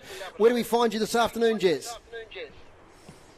Actually, in the car at the moment. I'm heading down to North Hobart as we speak. So, yeah, enjoying the weekend off, and thanks for having me on. No worries, mate. Look, the season so far for the Devils has been another successful one. Yeah, absolutely. Like both programs, the girls and boys, have had really solid starts for the year. The boys in particular got off to a bit of a bumpy start. I think they were 0-3 to start the season, and but to the boys' credit, they've brought together really well and are playing some fantastic footy. I think they've won 7 in a row now, which is awesome. And the girls have been extremely consistent through the course of the whole year. So and obviously had strong representation in the Allies girls game today. So yeah, can't complain at the moment. Jez, some of the teams that you play against chop and change a bit from week to week, depending on personnel available. How vital is it, or how beneficial is it for you guys to have pretty much the same sort of team week after week, maybe with just 3 to 4 changes? Yeah, absolutely. There's no doubt when you get continuity with your playing group and your 22 that it makes a massive difference. Clearly, it's pivotal for us because we're one of the few clubs that comes from all different regions, and we don't get to spend a hell of a lot of time together. So continuity for us is massive. That's probably why we were a little bit clunky to start the year. We had, a couple of key personnel injured, and some guys got some all-stars opportunity, and Geordie Payne and Max Mapley at the start of the year as well. And, that's probably a little bit clunky. We're playing some pretty good footy. We're just missing out. And then, surprise, surprise, when you get a month in and get some continuity and, players playing together week in and week out, and then you start putting wins on the board. So, yeah, absolutely. It's incredibly important. Everyone has changed this time of year with school football and injury and those types of things. But, yeah, for us, it's critical that we try and have some continuity with our playing group. Matthew McGee's my co-commentator. You got a question for Jez? Yeah, g'day, Jez. Just on the Allies stuff, so we've seen Ollie Dean, Ollie DePoli-Kubank, and Lenny Douglas in particular, and Oscar Van Dam maybe get a crack at some stage in regards to the Allies. That resumes again next week, I believe. How's things been in that program for you and the lads? Yeah, that's right. So Kubank and Douglas have played every game of the Allies thus far. Ollie Kubank's had an outstanding Allies campaign. He's played really well on the wing, and then he's played outstanding last week or a couple of weeks ago against Metro now as a small forward, so he's been really good. Lenny's had a bit of an up and down Allies. He showed some really good stuff, Lenny, but he probably hasn't finished his work off in front of goal. If he had done that, he would have been outstanding. And Dean played the one game at the start. Hopefully he can sort of break back into the team next week. Yeah, but it's just an opportunity for the boys who are lucky enough to get selected and to play against the best players in Australia. It's the best be the best. The recruiters are in there watching them, and it's a fantastic opportunity for them to put their hand up. So, yeah, it's a great program. It's a little bit different to big metro country, clearly, with so many states and regions and academies coming together to form one team. But Jimmy Farn, the senior coach, he's done an outstanding job of connecting the players together, and they probably cost themselves the first game, to be honest, but they've been extremely consistent. They've won one and lost two, so hopefully they can get the job done with a 50-50 split in the last game next week. And, of course, last year was a very successful campaign for the Allies, and Tasmania had a very big representation in that.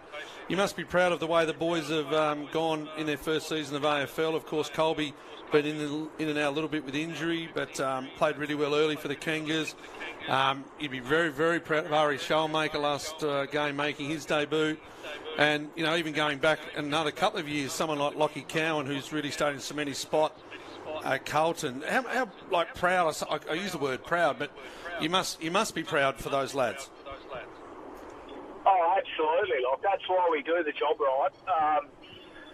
Is to hopefully give players the opportunity to reach their childhood dream. But more importantly, to then see them play well. Like Lockie Cowan's goal the other week was outstanding. I found myself jumping off the couch. So, yeah, absolutely. And I think it's, we've had Lockie and Jeff Campbell, as you mentioned, and yes, that's Colby and Ari and those boys all getting an opportunity. So it's great to see that, some of the work that we're doing down here, not just the Devils program also, but, the TSL clubs, the local programs, the amount of work they do with those boys coming through. Often say that it takes it takes a village to raise a draftee, right? There's so many people involved in their journey, and I have a small involvement with the last couple of years, the last 3 or 4 years of their development. But I'm incredibly proud when they get that opportunity, they make the most of it. But I'm only a small piece in the puzzle, that's for sure. And before we watched today's game, we actually saw James Leake playing his second game of VFL, had 20-odd touches today. Another player that hopefully maybe by the end of the season might get a game with injury curtailing the start of his season. Hopefully this year or next year he might get a crack at the Giants as well. Yeah, absolutely. Like James, top-rate character. He's a fantastic footballer. He's obviously had the quad issue to start his AFL journey, but make no mistake, he's got top-end talent. He's a ripping kid. He'll get himself up and going towards the back end of the year. I'm sure that he'll get an AFL opportunity soon enough. Jess, you talked about your relationship there with the TSL club, and we've got the changing landscape next year, the 3 regional leagues. So, in a weekend like this, your players could potentially be with 20 different clubs across the state. Have you thought about how that transition's going to work? Oh, yeah, it's different.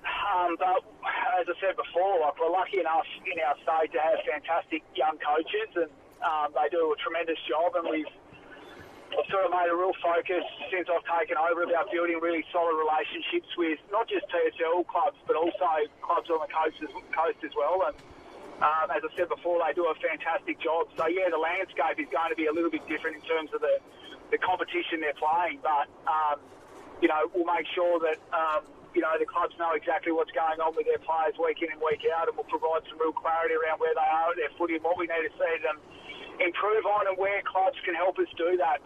But yeah, absolutely, it's going to be a little bit different. Generally, we deal with a majority of our players are playing, TSL senior footy. That's not going to be the case. So we're going to have to, we're going to have to make sure that our comms are in line. But yeah, I feel like as long as we sort of repeat the dose of what we've done the last couple of years, I think it'll all work out okay.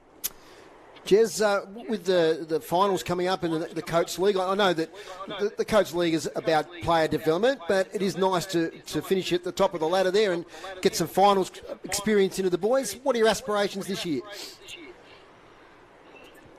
Oh, just our aspirations this year, mate, are to try and improve everyone on our list and win as many games as we can. Like, winning's a habit, and the boys, although it's a development program, the boys are out there to play and to win every week. So, as I said before, winning's a habit, and we like representing our jumper. Like, I often say to the players that we're wearing probably the most famous jumper in Australia. Like, it's as soon as you look at the Tasmanian jumper, you know what it is straight away. And there's so many people that have come before us that have represented it in the right way. And so for us, it's about going out there and making sure that we're playing footy that they'd be proud of. We work for each other.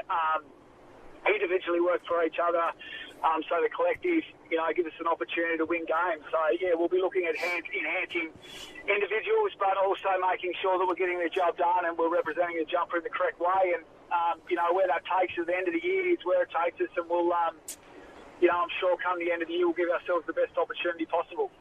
Jess, is there any thought, obviously Matthew and I are school teachers and we know some of the Devils boys pretty well, the fixturing this year and the number of away games compared to the number of home games, is there any thought there to the impact that might have on some of the boys with travel and school, etc.? Yeah, absolutely. Our roster this year has been increased by 2 games. And generally at the start of the Devils campaign, there's a lot of away games. The reasoning for that is because of selections for allies. So we often are in Sydney and New South Wales and playing games up there. It's sort of, I suppose, opportunity for recruiters and clubs to see, Sydney Academy v Tasmania and GWS. So it's sort of comparing the pair to select the allies. So very much so our front end of our roster is extremely difficult with travel. It's something that we are aware of. And generally sort of through the back end of the year, which we're about to go into, our travel settles right down. So it's an opportunity for us to freshen up the players. And then on the flip side to that as well, like the players come home, they want to play for their club as well, which is really challenging in their school. So there's a lot of management that goes on in the background of making sure they're available when we can make them available for club and school. So, yeah, it's a valid point, absolutely. It's something that we're aware of. and it's something we want to get better at as we move forward. No worries, Jez. Well, the players and umpires are back on the ground here at UTAS Stadium. Look, congratulations on the great work you've done with the Devils in the past few seasons.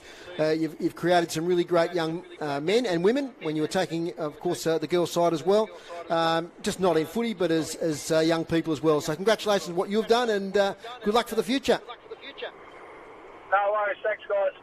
No worries. Jeremy Webberley there, the coach of the Coach League Under-18 boys team, joining us here on City Park Radio at half-time. Yes, Macca? It's a good point you make about the rostering. You know, they say they've got to go up to Sydney and play. Well, I reckon they could come here as well, or even Melbourne makes it easier. But it's a tough competition.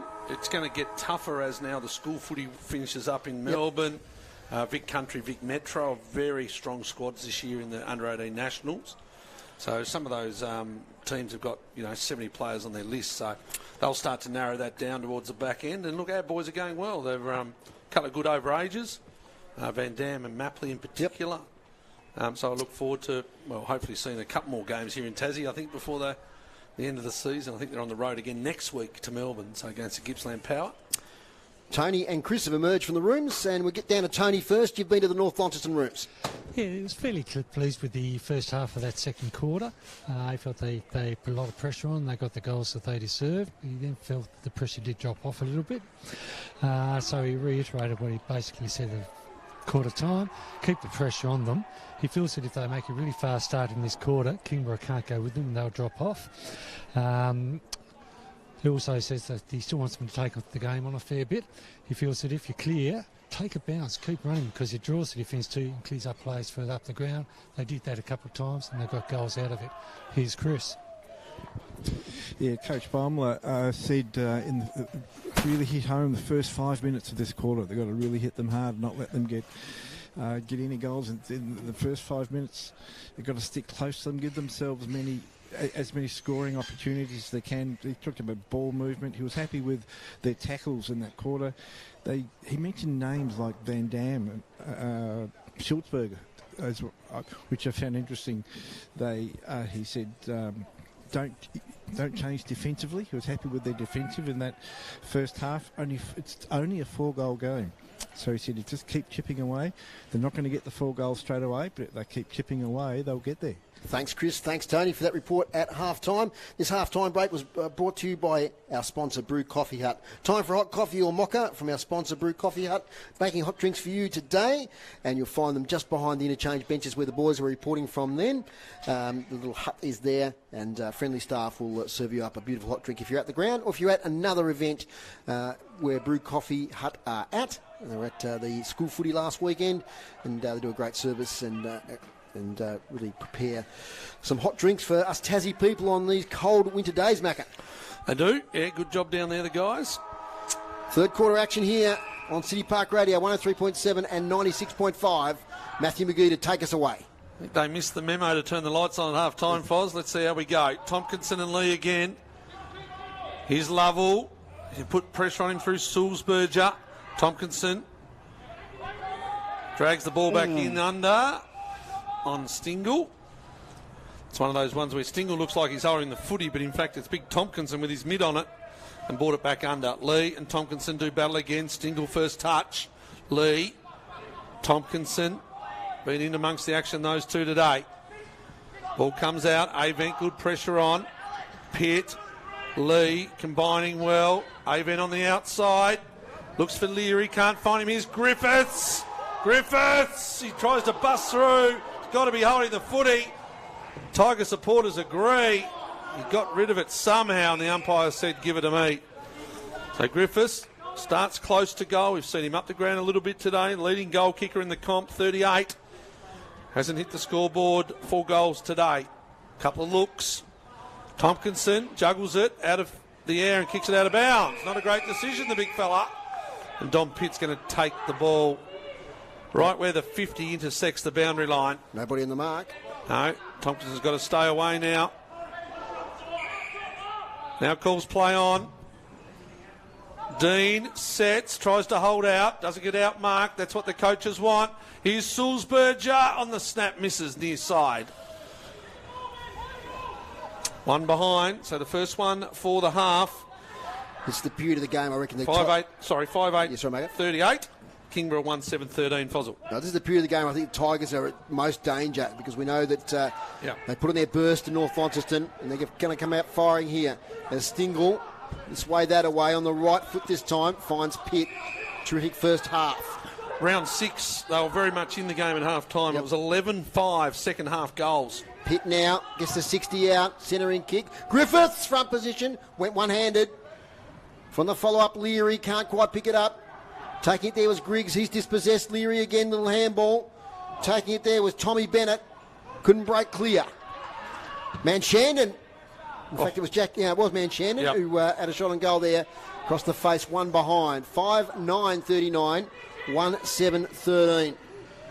So the ball's been camped inside the attacking forward 50 for North Launceston this first couple of minutes. Long kick to the wing. Tompkinson there with Lee. Neither can take the mark. Bennett over the back now. Goes left, goes right. Avent. Oh, he's tackled well. Great tackle there by Harry Brereton, holding the ball. So Harry Brereton will get the relieving free kick at left half back for the Tigers. Yeah, North Launceston pride themselves on their second halves. Their fitness is superior to most teams. Down the line. Good mark, Tompkinson.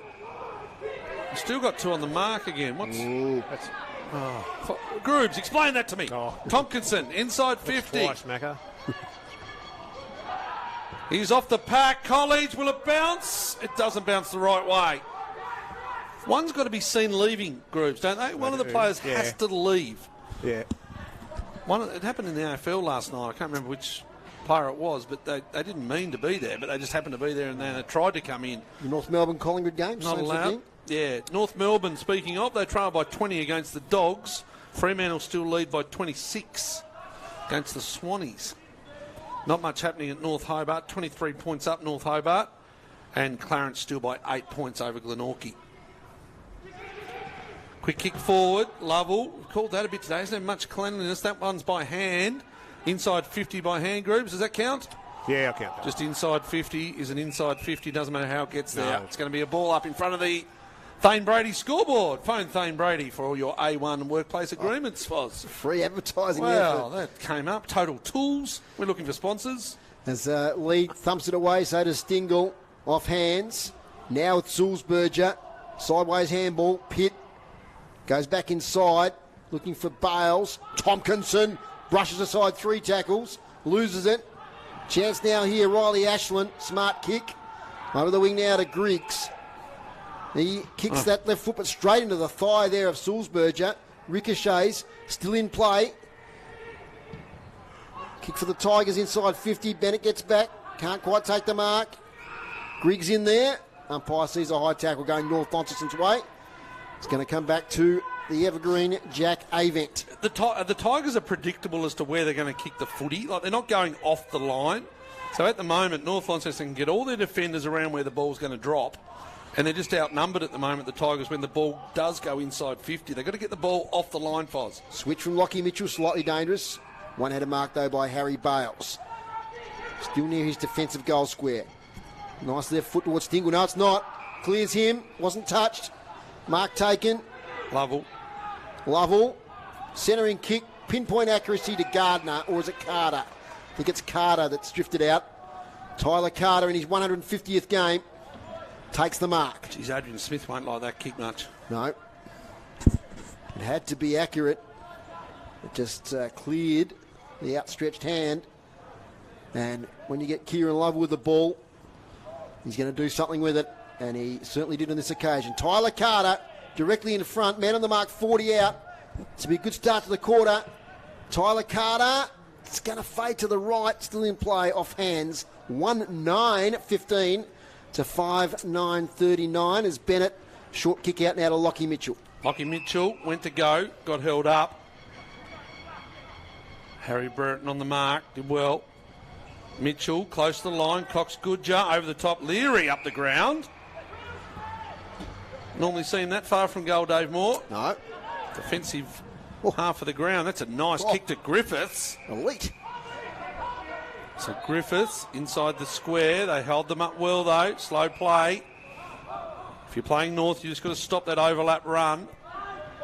Chug sets himself, well done, the defender over the top. Nick Baker, yeah, back in defence. Yeah, gone back. See, Leary, pigeonholed as a forward pocket, but gee, you can see that, get up the ground, good kick. Can he develop in the future seasons into that sort of midfielder forward? The kick was never above head height the whole way. Kick. You just don't see it from him.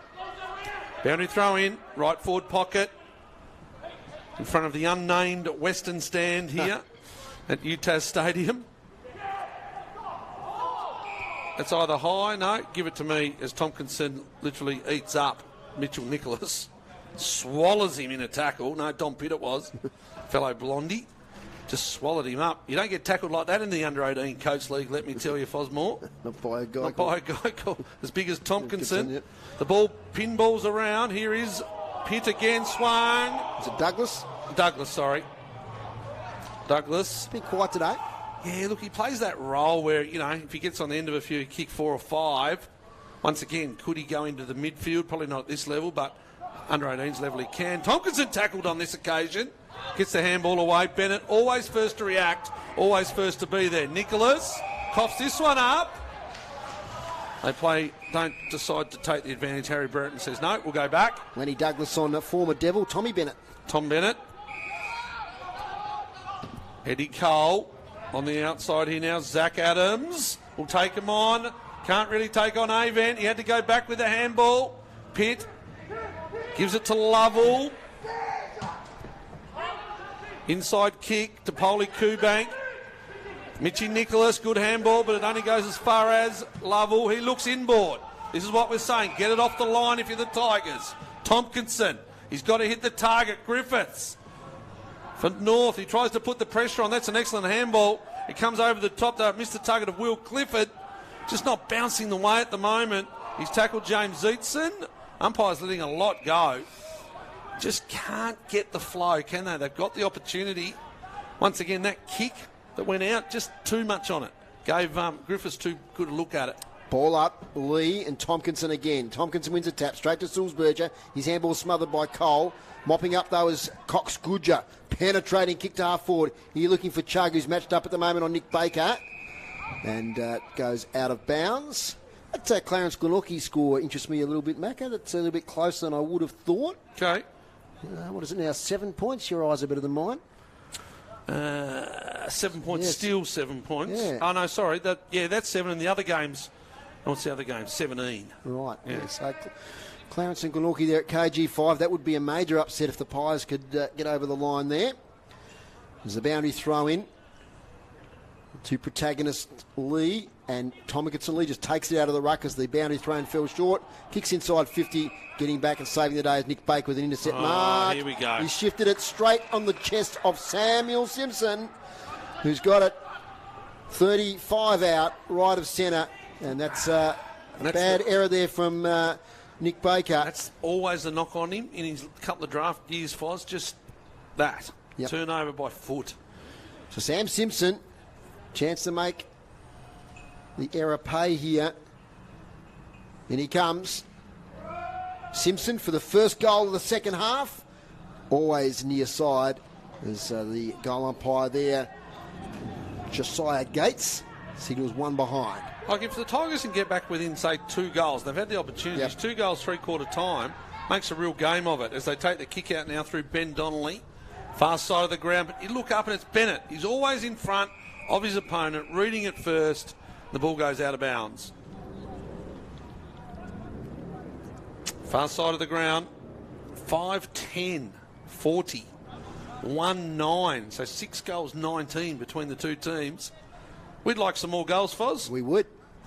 Boundary throw in. We need some for the 7 Tasmanian News tonight. Alex Lee up against Tompkinson. Here's Ashland. Turnover, middle of the ground. You don't want to do that because it goes to Mitchell. That's Bailey. He kicks it to Sulzberger. Sulzberger's got Griffiths on. Goes further. No, he kicks in the man on the mark. Bastic puts the pressure on Griffiths where the ball ended up. Wasn't meant to go there, though. They're doing well here at the moment. Man Shannon's clever. He dances, little Man Shannon. Gives it back to Sulzberger, back to Man Shannon. He steps inside. This could be the highlight of the day. No! Smothered. He didn't have any. Oh, now he's hurt himself too. It offered so much. He's Man hurt Shandon. himself. He's done the ankle. Yep.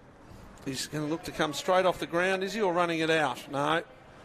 He just didn't have enough energy left, I don't think. Just buckled. No, he danced a few times, Man Shandon. He has had some injuries this year, and he's going to hobble off again. Hopefully it's not too bad.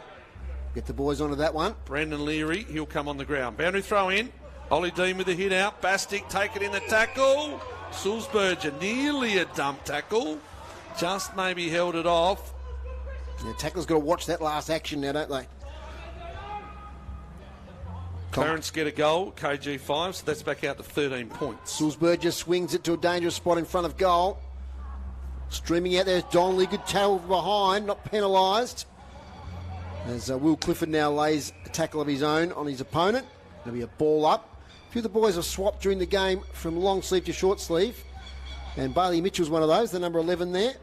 Caught me out a couple of times. Tompkinson, shark by Cox Goodger, swings to the goal square. It will bounce through for behind. 5-11-41 to 1-9-15. Inside 50s for Dave Gruber this quarter. 6 to North Launceston, 3 for Kingborough. Okay. Clearances groups? 7 each. Yeah, okay, so they're definitely holding them now through Lovell mainly. Here's Pitt, another smother. Van Dam stood up in the tackle. Ball's just outside 50, between the 50 and the centre square. City end of the ground. 13 and a half minutes gone. It's been a battle. Lee to Pitt, can't find him. Good pick up, Leary. Here's Cox Goodger with the cannon. Bradley Cox Goodger, not even he can do it for us, Foz. It's one of those days for the commentators' delight. Yeah, I mean, it's easy from up here. There is a fluky breeze today, but 5-11 now to 1-9 as Donnelly gets it over the top to his lookalike there in Baker. Clears him. Chance. Douglas. Dangerous. Banana. Goal. There you Lenny go. Douglas. Great goal, Lenny Douglas. Fantastic performance on the boundary line. And he confidently took it in his stride to put it on the boot. And we're right behind that one. That's a classy goal and a bit of a game breaker. 6-11-47 to 1-9-15. I don't know if you saw it though, Foz. Like Donnelly was in two minds. He was trying to kick the ball out. He went to go. He didn't know whether to step out of the square or go shorter or whatever. It was just a terrible mistake out of the kick out. When really there's no pressure on you to take the kick. You know, you got plenty of time. You don't have to rush it. And he went to rush it and Lenny Douglas, that's Good what finish. he does. That's what he does. Right, finish, Macca. So he's got a bit of magic. He's got a bit of magic as Lenny. Boy from Devonport. Yep. That just makes things just so much harder. One goal on the board. Tigers are going to get a 6-6-6 warning. Baker comes in to the square late. Lee, Tompkinson. Stingle right there. Tompkinson, geez, he follows up his own work well. They get the ball out to Baker on the left. Oh, it's that man again, Fletcher Bennett. He punches the ball away. Baker, not a great kick, 2-on-1. The big fella one in Lee. Down to DePoli Q-Bank, who tapped it on to Stingle. Stingle, inside 50, Leary. He's got Dean in the square if he can get it there. Oh, he hasn't. He's kicked it up the chimney. Ollie Dean's got to make yards. Won't get there. Simpson tried to put the mid up. Here's a Griffiths highlight. No, hits the post out of bounds. Well, all Leary had to do was get the bit more on that kick. Ollie Dean was 20 metres, all in the clear in the square, and it went up the chimney, Dave. Did indeed. Marty Burden with the relieving free kick as the sun out here at UTAS Stadium. And we'll get down to the boys in the boundary in a moment with a report on Willman Shannon. Next stoppage, boys. We'll get to you as it's now on the half-back flank. Tompkinson's got it. And he just, is it out of bounds? No, it stays in. Yes, no, it was out of bounds. Says the boundary umpire. Quickly, Tony, what do you got? Willman Shannon's come to the bench, as you saw. Swabbling, a fair bit of pain. They took his boot off, but he really hurt while doing that. They're still looking at it. Doesn't look good. No. Looks like an ankle, Tony. Yeah. Absolutely. Let's keep an eye on that one. This is a boundary throw in. 60 metres out from the North Launceston goal. They lead now by a game-high 33 points. And they've looked dangerous all quarter at most of the territory. Tompkinson front position on Lee. Lee with the tap. It's going to go straight out of bounds, which gives us a chance for Dave Gruber to give us 2 or 3 statistics. Inside 50s, 8 to North Launceston, 3 to Kingborough. Clearances, 7 to North Launceston, 7 to Kingborough. And hit-outs pretty even, 8 each this quarter. Gee, that's been an even battle all day, hasn't it, groups? It has, It was pretty even very at half-time. Yeah. Lee and Tompkinson, two of the best ruckmen in the state, as Macca said. Both in the state squad, vying for a position there. Riley Ashley now gets it to Zach Adams. His kick's close to the boundary line. Almost a good mark. That might even be paid there from Harry Brereton, but his second touch was over the line. So, Macca, what's happening there around the grounds? Well, Western Bulldogs by 25. I was just looking up our man Riley Sanders. Yep. There he's going. 18 touches for Riley, 7 kicks, 11 handballs. Lovely. So they lead the Kangaroos, and it's tightened up a little bit at the SCG. Fremantle lead by 19. We'll get TSL at the next stoppage as it's a boundary throw in far side. Lee taps it in board. Stingle, beautiful tap on now to Cox Goodger. Gets away from his opponent. 60 out to the goal square. Declan Chug there. Oh, is that a mark? I think it is. A one-handed special now. The umpire, Nathan Geeson, is, what's he going to do? Surely got to have a bit of theatre here, Nathan Geeson. That's got to be a mark. He's paid it, I think. Against the boundary line. He's cannon into the behind post. Now the goal umpire, boundary umpire, and Nathan Geeson having a chat. Mac is saying throw in. Yeah, I reckon it was either over the line or he's hit the post at the same time. Yeah, there we go. Never mind. There was one for the highlight reel, but not on this occasion. Declan Chuck thinks he took it. Yeah, I reckon he pulled it back with one hand and it hit he hit the post at the time. So we'll go the boundary throw in. Boundary throw in, tucked away left forward pocket. Lee taps it to space. Bastic tried to take it as on the way through, but fumbled. Now it's going to be another ball up 25 metres out from goal. Declan Chuck just wants to get angry. Look, this is what I was talking to him about, Foz. Yep. Doesn't need to do it.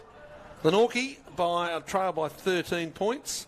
North Hobart 16 up on Launceston down at North Hobart. So pretty tight there. So it's still another stoppage. 20 metres out from the North Launceston goal. Lee, once again, just tries to find that stoppage space. Leary, umpire says, give it to me. So all they've done there, Kingborough, has moved it another 20 metres, 15 metres towards their goal. We're now about 35 metres out from goal. Gardner and Lee. Lee now going to have a snap at goal. Stingle, look for the left. DePoli Kubank, he loves a goal. DePoli Kubank hits the scoreboard, but only by 1. 6 goals. 13-49. I was waiting for the scoreboard operator. Kingborough 1-9. Grubbs is up early on the stream there. He's always got the score right. Is out from fullback. I think that's Lovell kicking out from fullback. Off hands. Leary swung in the tackle. Somehow got a kick away. I don't know how. Cole gets there first. Now to Griggs on the boundary line. Left foot. They haven't had an inside 50 for a long time, the Tigers. Now he's held by the arm there with Zeitzen. He'll get the free kick. Ollie Dean gone into the ruck as Lee has a break forward. Zeitzen spots a teammate on the boundary line, and Riley Ashland. So they just need to move now, Kingborough. You look down here, it's all North Launceston in every space. They're going to kick it straight to them. Bouncing ball. A lot of North Launceston players there. Bales releasing handball to Griffiths. Oh, put Cox Goodger under pressure. Somehow he got it to Bennett. Now to Griffiths, who'll be under pressure from Bradburn. Does get the kick away. Bouncing ball. Zach Adams. Oh, great little fake there. Zach Adams deep inside 50. Tompkinson's there. The big fella takes the mark. Up against Theo Ives. Skillful stuff by the big fella. He put the left hand out and he just had too much strength for Theo Ives. It's the North Launceston turnover that actually gets the ball to the side that the Tigers need. Yes. Like there, they kicked the ball. There was literally 7 North Launceston players in a circle. They kicked it straight to the middle of the circle. Turnover, gets it to the fat side. That's the entry that actually they want. So they're forced to bring it in that side. Tompkinson. This is for the second goal of the day for the Tigers. Jack Tompkinson puts it straight through the middle. The Tigers edge closer here at UTAS Stadium. 2-9-21. North Launceston 6-13-49. And a good little bit of poise there. I've been really impressed with Zach Adams on his return to the Kingborough Tigers. He's going to be a good player in the back half of the season. I'm more worried about where your middle is, Foz. He has literally snuck that into the left side of the goal post. Yeah, okay. The goal umpire moved a long way, Dave Gruber. Goals are goals. The goals are... We used to be able to get away with that when it wasn't on the stream, Foz. When we were just radio, you could say what you want. People at home had no idea. Yeah. Now we've got the camera here. The camera doesn't lie. Yeah. Fair enough. Dave Moore.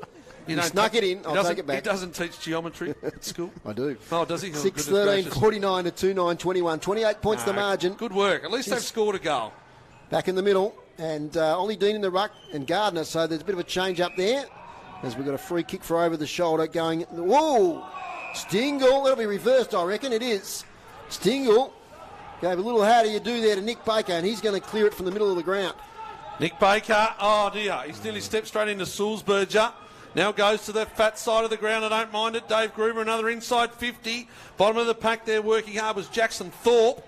Haven't called him much today, Dave Moore, but the ball goes out now to Stingle. Nice kick, Cox, good jet. He kicked 5 on debut this year for the Devils, did Jackson Thorpe, after an interrupted season. Cricketer, Foz? Yep. Stingle gives it to Nicholas. Nicholas, slow play. They have been able to slow them down quite a bit today. Quite a quarter for Mitch Nicholas. Down the line. It's all Tigers on this occasion. Nearly a good mark there to Riley Ashland. Now goes forward, out of bounds, on the full. Off Bradley Cox-Goodger's boot. It's going to be a kick in here to Marty Brereton. Oh, it didn't look good off the boot, but it found the man there in Donnelly. Donnelly gives it back to Brereton. Where you going, Marty? Down the line, 1-on-2. Got to stand up here. Did well. Did Kingborough, Ambrose Brereton. And it goes out of bounds. Run himself into some trouble there. Today's broadcast brought to you by Elgas for all your LPG needs statewide. Talk to the locals with knowledge. Phone 13 11 61. 23 and a half minutes gone in this third quarter. Once again, not many goals kicked. So probably maybe 90 seconds to 2 minutes of play left. Pretty important for the Tigers if they can pinch one. Although Van Dam's got other ideas. He kicks inside 50, but errantly, it's out of bounds on the full. So, yeah, just the one goal each in this quarter. North Launceston, 1 goal, 6. So, they've been inaccurate. Here's Marty Brereton. Makes good contact up the wing. Gardner front position. Oh, nice mark, Ollie Dean. He handballs it off now to Bales. Bales, inside 50. What have they got there? Griffiths front position. Off hands. Donnelly calm, gets it to Bastic. He's under pressure.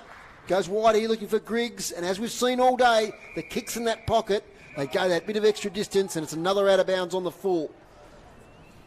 And it looks like Lockie Mitchell out there in the bright sunshine. 2 o'clock start here today.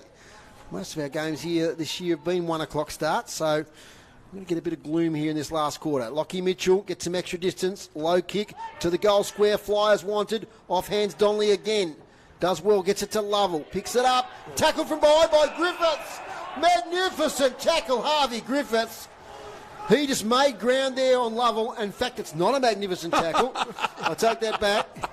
It's... why wasn't that a magnificent tackle? I wasn't watching, Foz. You weren't watching. I was writing some notes. It was great, but I was writing some notes down, and I had my head down. I still think it was a magnificent tackle. I think it was. I was just going with what the commentator said. A free kick to Lovell in the end. Now they've got it through Max College. Now it's a 1-on-2 here, and almost a mark there to Ives up against Eddie Cole. So not a great matchup size-wise. As Bennett now gets it back to Lockie Mitchell. Beautiful kick to Van Dam. Defensive side of the centre. Lead-up player. Looks like Simpson. Back to Van Dam. Cruises towards attacking 50. Leary! Oh, my goodness, he got up high. Couldn't take the mark on the chest. Griggs is in there. Gee, that was explosive stuff from Leary. Just, sprung up like a springbok. Google that one, Macca. That's a South African deer, isn't it? Correct. And it was very reminiscent of the spring there showed by Brandon Leary as Gardner. Oh, gee, James Webb had it spent before he got it. Handball out now towards Cox-Good, just 60 out. Swings it towards the goal square. That's almost a good mark in the goal square there to Ambrose Brereton. Now to Donnelly. Breaks the tackle. Kick now. Marty can't pick it up. It's Marty Brereton. Oh, we've got a high tackle now. Which way is it going? It's going North Launceston's way to Michael Stingle. This could be a real dagger, Macca, late in the third quarter. Yeah, well, when you've only kicked 2, you can't really be giving too many back the other way in the third. And early on, they had their chances. Still 2 goals to 5, and then just this one, as you said, would be a dagger. He's just left of centre, Michael Stingle. Just some good forward line pressure, really. Yep. Merges from the shadow into the sunlight. Crosses 50. And that is a goal to Michael Stingle. A very valuable one. Right on the cusp of three-quarter time. And they're out now, 7-13, 55, 2-9-21. Game high, 34-point lead. Matty McGee. 7 goal kickers, Foz. All individuals, all individual goal kickers. But it was just the repeat entry, forward line pressure, a couple of fumbles from the Tigers, and in the end, they just got the tackle wrong. Good game down at KG5. Still, 11 points, Clarence's way. And it's three-quarter time at North Hobart. And last I saw, North Hobart were leading 42-21. Tony Webb on the boundary. Yeah, despite our earlier predictions, Will Mancino's had a bit of treatment, strapped his ankles, got the boots on. I reckon he'll play in the next quarter. Oh, geez, Tony had him in hospital with a broken ankle 5 minutes ago. But that's broken knee, mate. That's all good. That's all good. Out of the pack, Van Dam having a good quarter. Elmer, good tackle on the Kingborough player. Coming through hard there was Eddie Cole. Hard and Cole, I think, just go hand in hand the way he plays. It's a mongrel kick forward, but it's a good mark out in front to Zeitzen. Zeitzen, scrubby kick. Gardner, Cox-Goodger gets in front on. It's Carter back at. That's Carter, is it? Cox-Goodger got in front on as he looked up. He's not getting up in a hurry. No, well, there was much in it, but it was more just the fact he ran into Cox-Goodger as he was running back the other way. And it's going to be Carter. He's going to have a shot at goal. As I mentioned earlier on, he's 21 goals for the season, their leading goal kicker. He's going to have a kick for their third. Not much time left in the third quarter, 28 and a half minutes gone. Western Bulldogs by 32 and Fremantle now only by 2 goals at three-quarter time. It's a typical Sydney performance, this, Foz. Here's Carter, left foot, didn't strike it that well, falls short, left side. If they can get a snap on here, but they can't because Mitch Nicholas ends up with the ball on the run out. And the umpire says that's three-quarter time. And the scoreboard reads North Launceston 7-13-55. Kingborough 2-9-21. So 34-point lead at three-quarter time. 7 individual goal kickers for North Launceston, and they are Stingle, Leary, Van Dam, Manchandon, Chugg, Dean and Douglas. And for Kingborough, only the 2, Eddie Cole and Jack Tompkinson. 7-13-55 to 2-9-21. So in that quarter, Northern Bombers 2 goals 6 to the Tigers 1 goal 2. And they probably should have been further in front. The Bombers, Macca, they had a lot of play in that quarter. Yeah, they did. But as I said, it's still... Like, I expected to be a 10-goal victory today to North Launceston. I've been impressed how they have held them up. I still think they're a long way off where they were last year as a premiership side. Kingborough, just their spark around the footy, their ability to hit targets. It just seems a battle for them at the moment. I can see why maybe they haven't had the opportunity to beat those top sides and why they've struggled to score because they just don't get those chains. They turn it over at different spots and they rely a lot on Jack Tompkinson, to be honest, probably been one of their best, and also Kieran Lovell there and Donnelly down back. They've probably been their best 3 so far. Whereas North Launceston, they haven't had the overlap run. Now, I was thinking as that quarter was going, you know, they had 9 players play last week, hot conditions, Queensland, state game, everyone else had a bit of a bye. You know, it's got to take something out of your travel. You know, a bit flat after such a good effort last week. It's hard to come back. But then they've got the spark of the Devils. And sometimes, because they've had 6 ins or 7 ins, it's hard to get that continuity going. And that's why, you know, North Launceston are very much a system team. They run a good system. Doesn't really matter who's out there. I was going to say, whoever comes to the side knows the system. Correct. And they play a certain way. And sometimes when you've got blokes like the ones who played in the D-League today, you know, like a Bo Nash, for example, played in the D-League, well, he probably plays better in the seniors because he knows the system as to what he did in the D-League. Jack Ahern was another one today. Even Kerr, you know, that played in the D-League today. They've been in their side most of the year. They know the system. They know where to run. They know this. Whereas these boys, you know, they train a little bit at North Lonnie, but not too much, the Devils. And sometimes it's hard for that continuity in that program to know the system. So, look, there's a few excuses, I suppose, for North, but they're way too much a better side than Kingborough today. Dave Gruber, stats to three-quarter time. Yeah, very even in most categories, Dave. Hit-outs, that battle continues there. 31 for North Launceston, 28 for Kingborough. Clearances, Kingborough 24, North Launceston 22. Inside 50s, 39 for North Launceston to three-quarter time, 31 for Kingborough. Marks inside 50, 6 for North Launceston, 8 by Kingborough. Intercept marks, 10 each to three-quarter time, and free kicks, 20 for North Launceston, 21 for Kingborough. Okay, it's three-quarter time here at UTAS Stadium. Time for a break and a hot drink. Get a cappuccino from our sponsor, Brew Coffee Hut. They're at the game here today behind the interchange bench. And thank you for your support in season 2024. We better get to a break. And when we get back, we'll hear from the boys on the boundary. Play your cards right with new LPG deals from Elgas. Whether you're moving in or you're settled in, make the switch online today. From LPG account credits, fixed pricing and carbon offset options, Elgas has got you covered. Don't lose out. Visit the website, choose your new deal and sign up today. Go online, www.elgas.com.au. Elgas, local, safe and reliable. A sponsor of City Park Radio. Mr. Lotto here. If you need Lotto, we're open. If you need post, we're open. If you need magazines, we're open. In fact, we're open for everything, pretty much all the bleeding time. And weekends. Good, innit? So, what are you waiting for? Come on in. Invermain News Agency. Serving you when you need us most. Cheery bye. A sponsor of City Park Radio. Are you struggling with tech hassles at home? Whether it's setting up new devices, fixing existing ones, or needing one-on-one learning and support, I'm here to help you.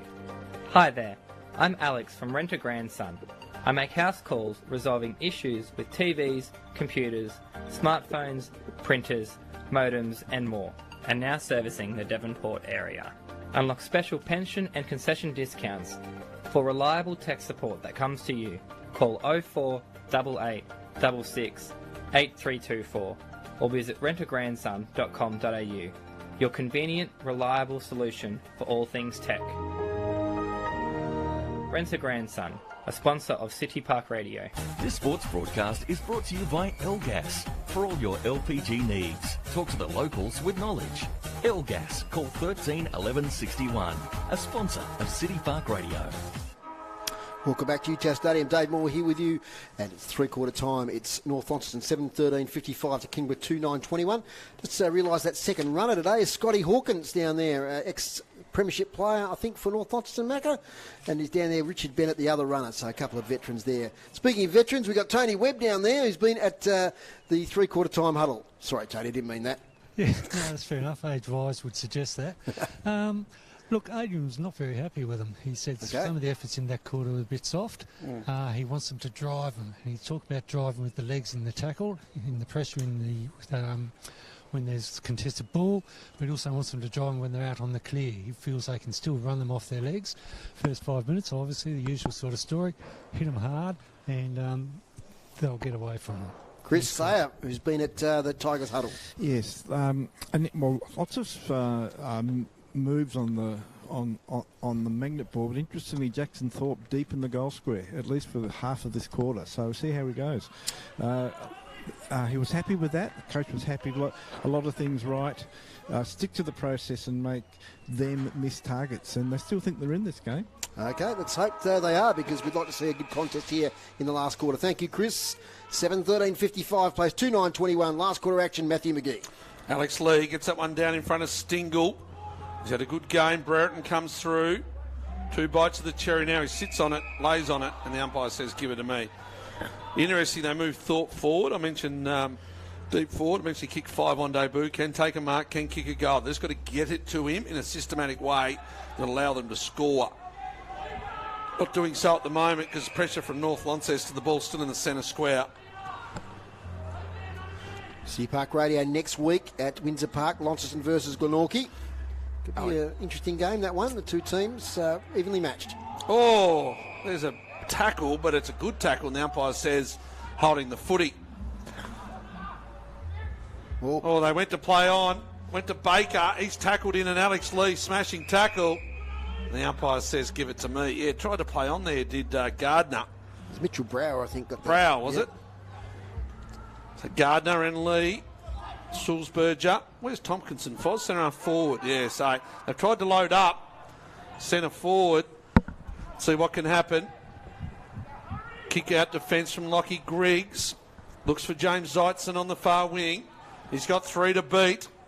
Umpire looks and says, no, you can have it, as the sun comes out on that far wing. The near side of the ground here is in shadow, just that little spot over there, as you mentioned, where Dave Gruber loves watching the Hawks. Over on that side of the ground. Here in a couple of weeks against Fremantle, the Hawks. Oh, there's a throwing the footy. It's going to be a free kick, North Launceston. Play on. Stingle goes and hit up, good lead, and finds Simpson. Found himself forward a little bit more today. So Simpson, sun in the eyes, in front of the scoreboard. Probably can't make the distance right into that breeze. Hits it to about 25. Leary flies. Bastick flies. Leary! Leary! Wow! It's the goal over the top, like the English Premier League soccer players, over the shoulder. The bicycle kick. He took it quickly, and it's a Brandon Leary special goal. I mentioned the last time I was here, Foz, he's a fourth quarter specialist, Brandon Leary. He's the first one to kick multiple goals today. And Brandon Leary gets North Launceston 8-13-61. They now lead by 40 points. Kingborough 2-9-21. That's why their forward line is so exciting. With Griffiths and Leary up there, each and every week you're going to expect something that's going to be pretty special.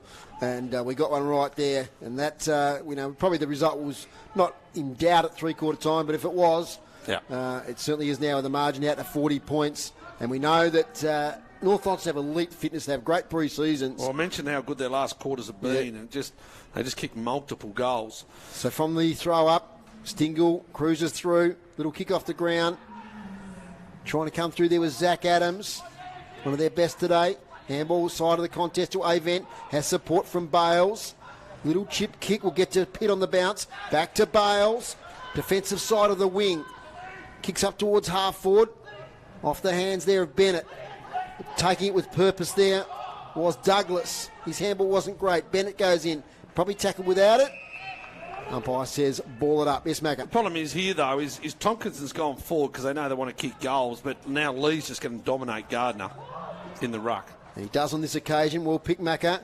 Gets it to Sulzberger. Now to Cox-Goodger. 48 out. Bradley Cox-Goodger has scored a goal for North Launceston.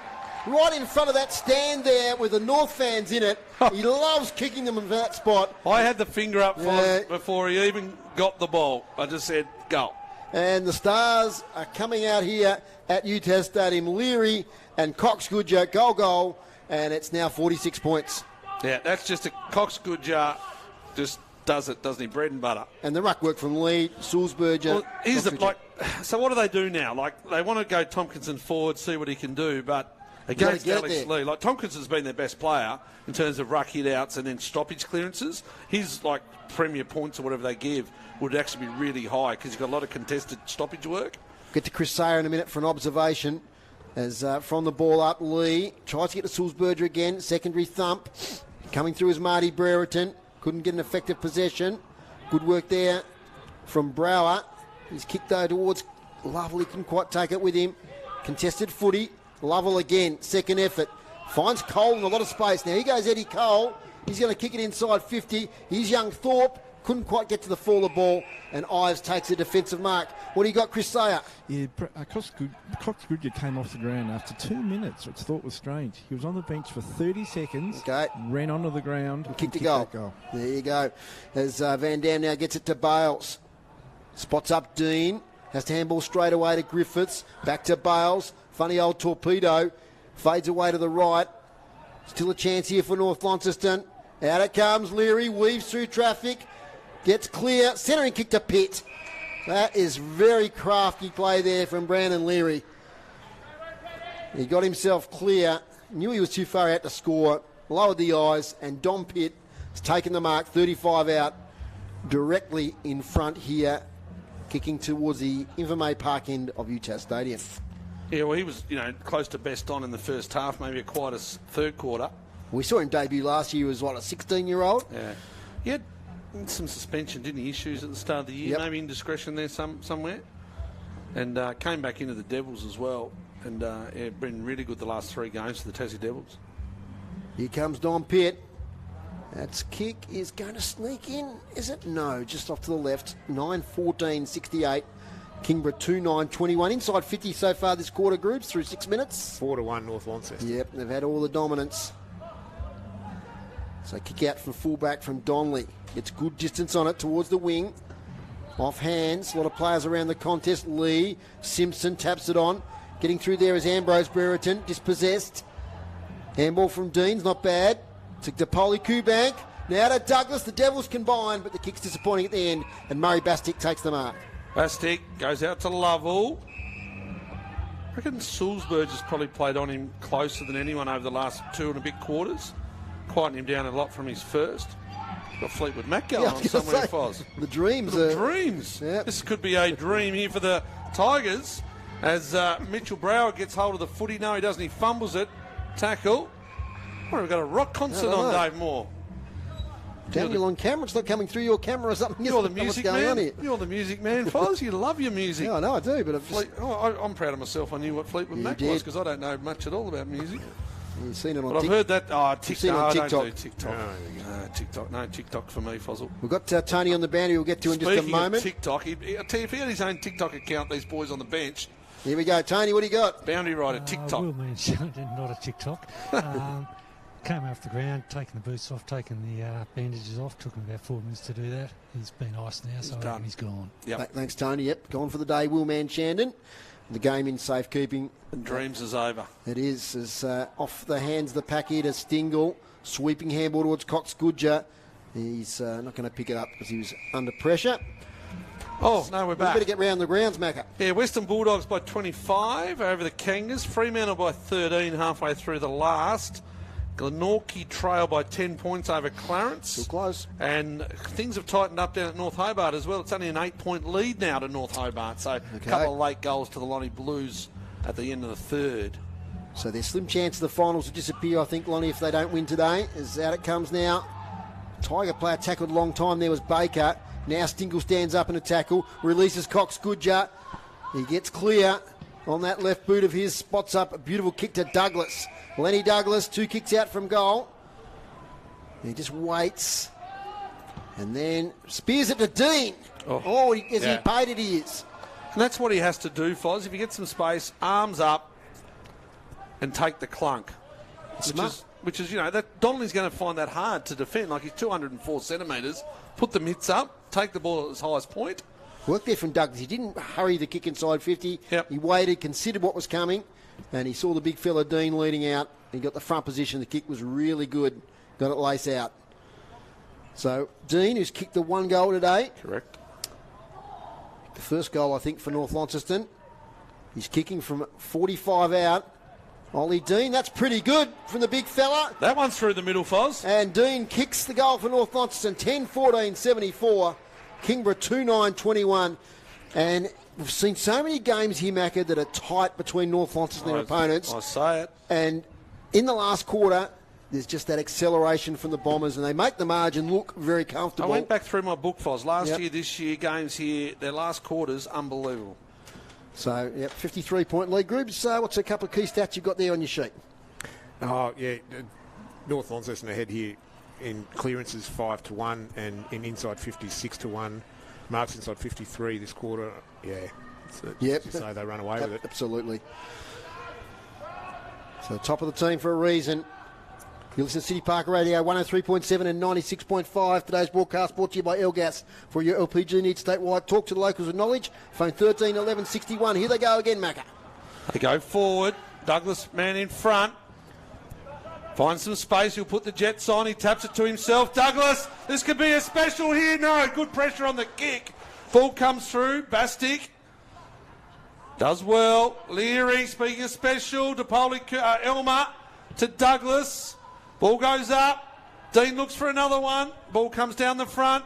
Griffiths goes right to the line, but it's going to be Kieran Lovell with the repelling mark right on the line. They've got some wheels, don't they, these young lads? Lenny Douglas, prime example. Went to go long, then pulled the kick short, did Lovell. Finds Baker. Baker, it's been okay, to be honest. Just that terrible turnover in the third. Oh, he tries again. Goes back. Here, finds Donnelly. Back in the square. They're tucked away now, nowhere to go. He's going to go short to Burton. That's Marty, one of the three that we mentioned. Burton, a couple of brothers and a cousin. Played in the GYC team in last Saturday's grand final. Yeah, unlucky for him, Foz. Ball goes out of bounds, Marty Burton. It was a good game, that one. I called that one. St Pat's versus GYC. A lot of good players playing from the Devils program in club footy. There was. Good contest. Another win to Nick Roney, St Patrick's College. Ball goes up, deep. Oh, Griffiths, 2 bites of the cherry. The umpire's going to pay it in front of the scoreboard. Well, Griffiths, I don't reckon he's had a game this year, Foz, has he? I'm saying that out loud. A game this year where he hasn't kicked one. I doubt it. He's the leading goal scorer with 38 for the season. None today. He's going to have to take a little check side special here. Yeah, he's framed it up here. We saw him try the drop punt before. Let's see what he does. It hasn't quite got it. Through for a behind. Kick 3, maybe 4 behinds today. He's had a pretty good game. He's been up the ground a fair bit. Yeah, different highlight, different role. Gives the team a lot of energy. Different role. From fullback, Kieran Lovell. Kiz is the call. And he kicks it beautifully. Through the hands, though, of Adams. Chance for Avent. Spills out the back to Simpson. On the wing, here comes Fletcher Bennett to Avent. Caught with the ball, gets it to Simpson. They keep possession well to North Launceston. And he just goes backwards now to Bennett. So Fletcher Bennett. He's just improved every single season in the TSL. Shares it with Stingle. Now to Sam Simpson, who's had a bit of it today. In the sunshine. Here at UTAS Stadium. Don't forget tonight on City Park Radio, we've got the Tornadoes up against the Kilsyth Cobras. Inside 50, Griffiths takes the mark. He's a long way out into the breeze. Don't think it's as strong as it was earlier in the day, but he's going to be kicking right on the paint. This will take a pretty good kick. Macca said goalless today, but been a good contributor. As have many of the North Launceston players. They lead by 54 points. Crosses the 50. Kicks for goal. Griffiths. I think he's kicked it. The umpire's body language suggests it's a goal. Goal to Harvey Griffiths. Got one. And 11-15-81 to 2-9-21. It's now a 10-goal game. Great hands there from Griffiths. And, he deserved a goal today. He's been a pretty good player. Yeah, 4 goals in the last quarter, 2 now. Only halfway through for the Bombers. Yep, 4 goals, 2. Just like you can pick the script, Foz. Yep, absolutely. And Kingborough haven't scored in this quarter. Dave Gruber, inside 50s, quarter number 4. 9-1. There we go. Hit-outs and clearances groups? Oh, hit-outs. It's still pretty even. 5-3 North Launceston way. Clearances, though, North Launceston well on top, 6-1 this no quarter. Tompkinson in there, see? Yeah, he's still inside that attacking 50. And young Jackson Thorpe down there, he's been given the goal deep forward, but he's been given an opportunity deep forward. Like they need a young ruckman, Kingborough, like young ruckman, a bit like Ollie Dean's giving that. Well, nice spin out there by Riley Ash. Now here's a chance. As Tompkinson slips over, Thorpe leads out, nearly takes the mark. Good pressure from behind there from Lockie Mitchell. Now Nicholas takes it, shares it with Bennett. Nicholas mops up, he's tackled from behind. He might be penalised here. Max College with a free kick. Now he's got Baker at half forward. But, he's going to go longer, I think. Tompkinson getting back. Short kick to Carter, and his 150th game. Tyler Carter. Jeez, that's probably the worst bit of defensive work I've seen from North Launceston this year. For Carter to be standing 25, 30 metres out from goal with no one next to him, there was Ives got lost. I don't know where Bennett was. I don't think the defence recovered from the free kick there as they were streaming out. Wow. Tyler Carter, I'd like to see him get a goal here in his 150th. Great servant to the Kingborough Tigers Footy Club. And Tyler Carter, game 150, has kicked a goal for Kingborough. Their first goal of the last quarter, 3-9-27, 11-15-81. And the Tigers, they want to finish this last 10 to 15 minutes with a little bit of purpose. as they've really been blown out of the water here in the second half at UTAS Stadium. Looking around the grounds here, Macca, that Clarence-Glenorchy game continues to it's blown 23 out. points 23 now, Clarence. points, yep. The other game's close, though. North Hobart 2 points up on Launceston, 18 minutes gone. The Western Bulldogs are hanging on by 18 late in that game, though. And Sydney are now to within a goal at the 22-minute mark of the fourth quarter. And North Hobart, this could be their first win of the season for the Demons. So Adam Bester will be hoping they can get over the line. Foz, you've called it now, Lonnie. It's certainty. As Lovell kicks it inside 50 to Zeitzen. And he's within scoring range with a breeze over his shoulder. In the last rays of sunshine there, kicking to the town end. I don't reckon Adrian Smith's going to be that happy with today's performances at times. Yeah, he's got high standards, overall. Adrian Smith. Well, yeah, with the side they've got in, there might be a few factors. See who they're playing next week in round 14. Yeah, they travel. No, they got the bye next week, round 14. Zeitzen leans back and misses side. So do they play a TSL round when the next 8 games on, or is that another bye? No, or there's what? a bye then. So they got bye, or North so, Lonnie. So they've had a bye, play, play. Yeah. Mind you, right? they've got a fair number of players in the Is that state 3 team. weeks in 5? Yeah, 3 I games think in that's 5 right. weeks, so to speak. Yeah, okay. Yeah. Nicholas now from Interesting spot in this year, isn't it? defence. Oh, big fly there from Elmer to Polly Kubank. Taps it on to Cox Goodger. Back to Polly Kubank. Mackie a bit frustrated there. No, Bradley Cox Goodger, I could see his left hand, and it was nowhere near that ball when he handballed it. To be fair, the umpire was on the other side as Alex Lee gets the tap. Music fires up again. Cole out there to Brow. He just coughs up the handball to Avent. Cox Goodger on the boundary line. Kicks high. Target there is Dean. Plenty of Tigers defenders there, including Donnelly. Oh, that's a slips catch. Not paid to Eddie Cole. He just dropped it as the forearms hit the ground. Now to Riley Ashland. Kick to half forward. Taken there by Ives to Sulzberger. Nice vision to Bales. Here they go. Dom Pitt will be tackled from behind. You're gone, son. Oh, he just got the foot to the ball there. But it's a turnover anyway now to Griggs. He's got big Tompkinson here at half forward. Spoil from behind. It's a good one from Ives. Falls to Eddie Cole. Over the top. Here's a chance. College. Centering ball. Gee, almost a good mark there to Webb. Now to Thorpe. Jackson Thorpe snaps. Misses. One behind 3, 11-29 to the Tigers. North Launceston 11-15-81. 52 points the margin. 19 minutes gone here on City Park Radio in the last quarter. I reckon he was lucky there, Dom Pitt. I reckon that was another bounce tackle. Bounce tackle scores level at the SCG. The Dockers. Never write the Swans off. Well, they just do it, don't they, at the moment? They're just the best team in the comp at the minute.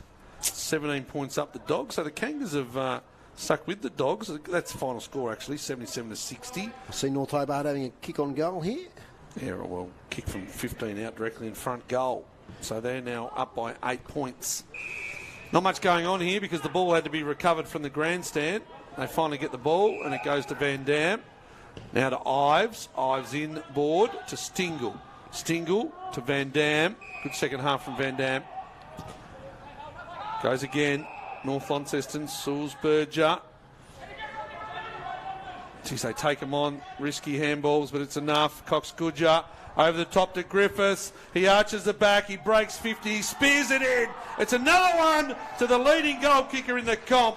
And he arched that back. He put the wheels down. And that's another great goal. Another one for North Launceston in the last quarter. And another one to Harvey Griffiths. He's got 2. Interesting you say those handballs, when you see North Launceston handball to each other, sometimes it's to a player under pressure, but they're so quick at getting the next one. Yeah, it's that forward handball, like the Giants in the AFL tried to do it quite a bit. Yep. It's just get it forward, take some risk, because if it's a turnover, then we're going to pounce and have a ball up anyway. But it's very high risk reward. It's just surge, wave footy, get it going, and they're just so good with their clean hands. And they're not scared to handball to a player who's under a little bit of pressure. And if there is pressure, then that player will either take the tackle or those that are surrounding it will just jump on the ball and tackle and have a ball up. So, look, it's excellent footy when it comes off, and it looks great.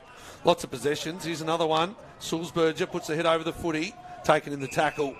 So the scoreboard reads 12-16-88. Tony and I both predicted 10 goals, and we're not far off at the minute. What are we, 59 points? Yep. Kingborough 3-11-29, 21 minutes gone.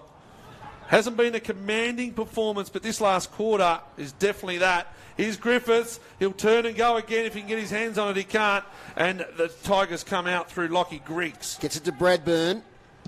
His kick is high towards half forward. Over the back, Ives got in the back there of Zeitzen. He'll take the kick. 2 kicks out from goal. Plays on immediately. Here's Tyler Carter. He should take it on the chest. Oh, that was a terrific spoil from behind there by Bailey Mitchell. And that's North Launceston for you. It's these players, Macca, that they aren't the superstars of the team, but just do their job like Bailey Mitchell week after week. Yeah, they're right. You're right. Those 2 Mitchell boys have done well to, stay in the side. I believe they've just played their role down back, used the ball well, go when they need to go, and they're pretty reliable now. So from the boundary throw in, Tyler Carter doing the forward line ruck work up against Lee. Bit of a hard one to pick there for Groobs. He's gone in one column though. I've seen him. He's given it to Kingborough on that occasion. But we're going to get another one. Same combatants. This time Lee wins the tap. Ooh, gee, there was a kick out of mid-air. Dangerous one. And Kieran Lovell will get a free kick here. There's might have been Sulzberger there. The ball was in mid-air. He went to kick it, but Lovell was about to take possession. So Kieran Lovell won the medal for the best on the ground last week in the state game. He actually said in the media how impressed he was with some of those youngsters from North Launceston. He played in the midfield with last week. 32 seconds left at the SCG. Fremantle by a point. Ooh, keep an eye on that Groves one. is cheering them on. He's not a great lover of the Swans. Kieran Lovell for goal. Goal. And it is straight through the middle this time. Umpire signals 6 points. So a couple of goals late here to Kingborough. 4-11-35 to 12-16-88. And he's certainly done his job today, Kieran Lovell. 7 goal last quarter, is it? For everyone? 1, 2, 3, 4, 5, 6, 7 goals. Macca's, Groobs is right onto that, Macca. Sydney have got a shot at goal. Clock is going to down. Logan McDonald's going to have a shot after the siren. You'd think at best it's probably, at worst it's going to be a draw. He's asking about the umpire. The siren goes. We've had a few draws this year. There goes the siren, Logan McDonald. So Mac will keep an eye on that while I call the play here for the next few seconds. Here we go now. Stingle takes possession. Gets the handball away to Van Dam. Gee, that's almost comes off. Yes, it does to Sulzberger with a hand. Now Lee with that torpedo off. He does inside 50. Off hands. Chance here for North Launceston. Coming out now is Chug. No score, Foz. He takes the ball. Fremantle win now to Leary on the boundary line. Left foot.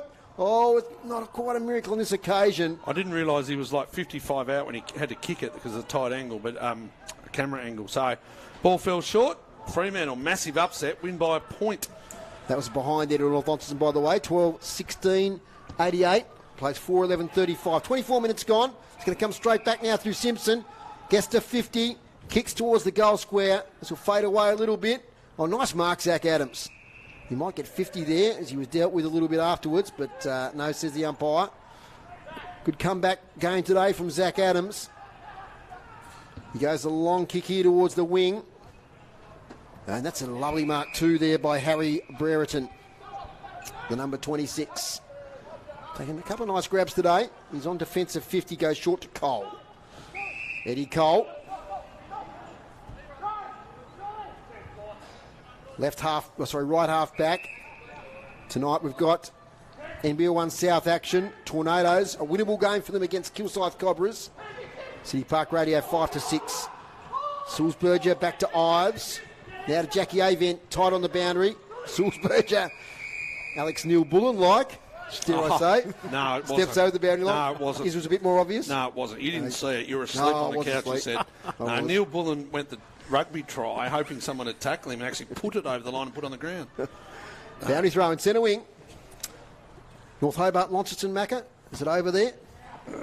So the boundary throw in's knocked out of play. Yeah, 25 minutes gone, 8 gone. Clarence have kicked away there, 24 up now. So big chance now for North Hobart to get their first victory against the Blues for the season. Well, first victory in total for the season against the Blues. Because we'll be covering Launceston and Glenorchy next week, which will be a pretty tight game down there at Windsor Park. Boundary throw-in This time Lee gets the tap away to Stingle, who's been great today. To Jack Avent, to Van Dam. Kick long inside 50. Leary front position. Over the back, Adams. Quick kick for goal there by Chug. And it's out of bounds on the full. 26 minutes gone. And pretty good conditions here today after a lot of rain overnight. Credit once again, of course, to the ground staff here at UTAS Stadium. I think it's the last game here now until Hawks play Freo in a couple of weeks' time. So a lot of chance for John Keddy and the ground staff to get things cherry right for that game. Kick comes out from full back. Yeah, that's better. Nice to Tommy Bennett, who can run it with the ball. He kicks it over the head there of Riley Ashland. He lays a tackle on Mitch Nicholas. And it'll be a ball up. The sting's gone out of the game, Foz, as you say. Yep, a little bit. It's North Launceston, of course. We predicted three-quarter time. They're great last quarters that they have, and they've done it again here tonight, or this evening. As Baker kicks towards half forward. Spoil from behind. Lovell takes possession. Gets himself free. Handball to Webb. Quick kick inside 50. Chance here for Tyler Carter. It's kick his second of the quarter. He thinks about playing on, but he's going to go back and have a shot on goal there. He just got a bit of separation from his opponent there on Theo Ives. And the quick kick inside 50 was a good one. And Tyler Carter, as we said earlier, a great servant for Kingborough. Once again doing well in the goal kicking this year in the TSL. So he'll be second for the day. And the Tigers third for the quarter if he can kick it. Does pretty well, Tyler Carter. And that's goal number 5 today for Kingborough. 5-11-41, 12-17-89. And that's second goal of the day for Tyler Carter as Mac has lost his pen. Lost my pen, Foz. You'll have to have mine for a second. I got it. You got it? 2 goals. There's another goal in the fourth quarter. I can tell you what, they're tired, these lads. It's easy to run when you're in front, but geez, both teams are tired. Yeah. When we look at the centre there at the moment, we've got Sulzberger, Stingle and Van Dam for North and Lovell, all played in the state game last week. Yeah, and I reckon those 4 will be somewhere near the votes. Yep. To be honest, I think their midfield has been excellent. I think Lovell's had his moments in the game against some pretty good opposition, but he's had a power of work. And There's Lovell now on cue, although his kicker straight to Stingle. Sulzberger by hand to Nicholas. They're in a triangle here. Comes back to Sulzberger, back to Nicholas, who gets free. Gets just a kick affected at the last moment. Leary might have been tackled without it. Still trails it as Leary. He's back on it. Oh, he pounces on it again. Stingle will be under pressure, but his 45 kicks a beauty to Douglas. See, how good was Leary there? He had about 3 opponents against him, but he just kept going back to get the ball. They kept the same squad, have they, for the Tassie? I think so. They've widened it out again. Okay. Did Mitchy Nicholas get a spot? Because I know he was close to the squad initially and he did that hamstring. Was it right at the end of that game? Yeah, I know you know one of the selectors really well, so I'm just you get in touch with him. Lenny Douglas right behind this one. Has he got the leg in him, Macca? Yes. Let's see how he goes. Oh, he kicks it off the side of the boot. Good pass. Great pass to his Devils teammate, Oliver Topoli-Kurbank, who takes the mark 10 metres out, directly in front pretty much. So helicopter kick there from Douglas. You don't reckon he was going the pass pass? No, I don't think so. 2 boys from Brendan Shaw, lads. Yes, from Devonport.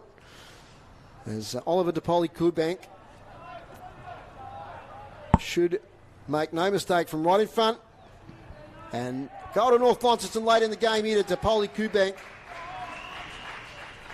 And that stretches the margin out once again. It's been raining goals in this quarter, as you said, Macca, compared to ridiculous. To the rest of the game. 9 goals. 9 goal quarter. Now, the scoreboard's got 13-17. Groups, you sticking with 13-16?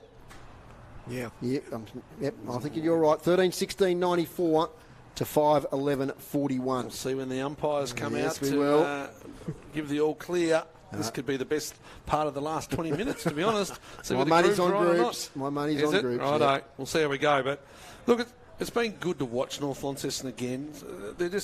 I don't see how anybody's going to run with them and be fit enough and use the ball well in this comp. And there it is. Well, it's a massive victory again. What is it, Foz? 54 points? 13-16, 94 to 5-11, 41. 50, what's that? 53 points according to Dave Gruber. North Launceston just another commanding performance. And Kingborough, they tried hard at different times in the game, but they just haven't been able to score well enough this season in any of their key games against those top 3-4 sides. They'll probably play finals because they're better than the others. Launceston, Glenorchy and North Hobart. But, really good game. Too good. So many, how many goal? 1, 2, 3, 4, 5, 10 goal kickers. 10 goal kickers for North Launceston. I'll give you them now. It was 2 goals to Griffiths, 2 goals to Ollie Dean, 2 goals to Brandon Leary, then singles to Cox Goodger, Stingle, Van Dam, Manshandon, Chug, Douglas and DePolicumek. And for Kingborough, 2 goals to Tyler Carter at his 150th. We should acknowledge that. Good 150. He's been a tremendous servant of that club and a good TSL player. 2 goals for Tyler Carter, 1 for Tompkinson, 1 for Lovell and 1 for Eddie Cole. Now, while we're having the interview, Macca, you work on your 3-2-1. And so straight after the interview, we'll have the stats from Groobs, the 3-2-1. And then we need to get out of here because we've got Tornadoes commitments tonight. I'm keeping me on the goal umpires because if this score's wrong, they're going to run over here. Well, wait for that one, Macca, because we've got Michael Stingle down now there with Tony Webb. Fire away, Tony. Yeah, welcome to City Park Radio again, Michael. It's been about 3 years, hasn't it? Yeah, it's been a while. Thanks for having me on. It's not really my forte speaking on the mic, but we get through it. You did well the last time. A lot of waters flowed under the bridge, but today's game was quite an important one, especially for Kingsborough, really. And Adrian wasn't totally pleased with it. Oh, look, we take it week by week. Just every game as it comes, we just analyse and try and play our brand footy and adapting to each ground as well because there's a bit of a variety going around. But no, I thought it was a good effort from the boys. Yeah, especially as you had some of the Devils players joining the team too. That sort of changes things up a little bit. But a bit different to last week. You're playing in 25 degrees and this week, 11. Yeah, no, definitely a bit cooler down here. It was a bit better on the lungs. I didn't mind it. But look, it's just you take it as it comes. That's what it is.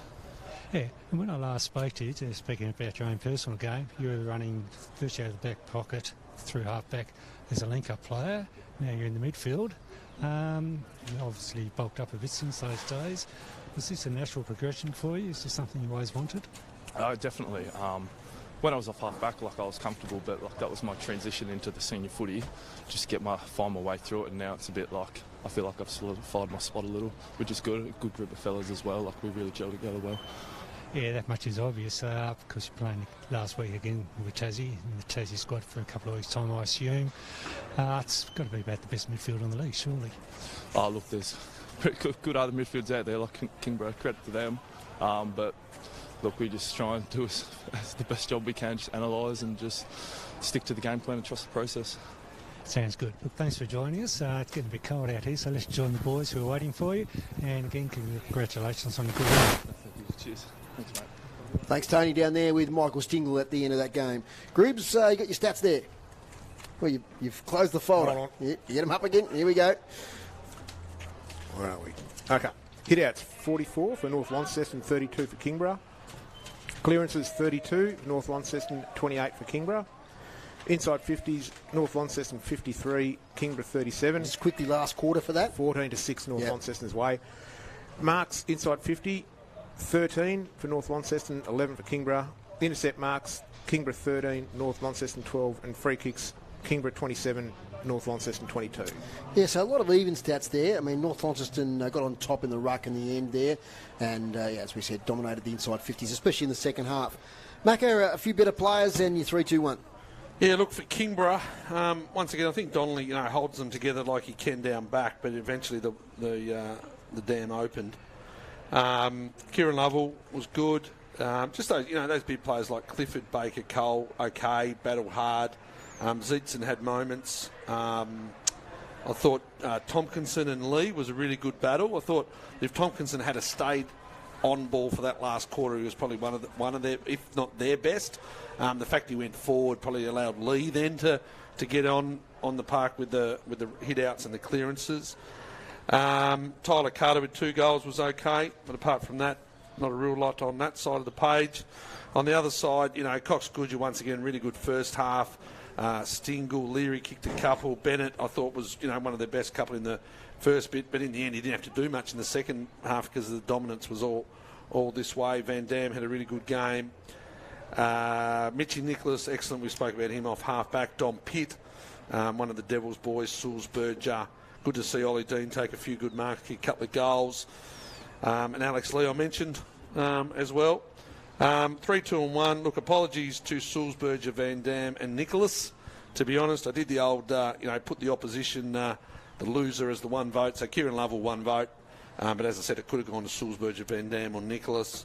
Pitt, I really liked Dom Pitt's game right from the start, 4 quarters, lots of tackles, lots of inside 50s, and I gave the 3 to the man that Webby just interviewed then, Michael Stingle. I'd like to see the stats, how many they had, but I imagine he had quite a few and clearances and used the ball pretty well as well. Thank you very much, Macca. You will join us again in a few weeks at the state game, so look forward to that one here against the Sydney ACT team, and always great to cover the state games. Thanks for your work today, Dave Gruber. Yeah, no worries, Dave. I'll see you next week at Windsor. No worries, yep, at the Windsor Park. Thanks to our 2 boys on the boundary, Chris and Tony. Great job as usual. Thanks to Dan on the camera. A fantastic job here for the stream this afternoon. Also, thanks to our sponsors, Elgas and Brew Coffee Hut, for your support in season 2024. Thanks to Chris in the studio, who's going to be back on deck in just an hour and a half's time or so, because we've got our coverage of the Tornadoes versus Hillside. So we better pack up here quick and get our way over to Elfin Sports Centre. But once again, thank you to Chris Ball in the studio. And that's all from us here at UTAS Stadium in round 13 action in the TSL. Final score, North Launceston 13-17-95, defeated Kingborough 5-11-41. See you soon. This sports broadcast is brought to you by Elgas. For all your LPG needs, talk to the locals with knowledge. Elgas, call 13 11. What up, boys?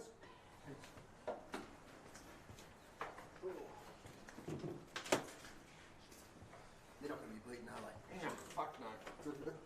No. No one can let them in. Nobody will get within 10 goals of them. They won't. Clarence, they can't run. No one else can run. Yeah. And they can't kick.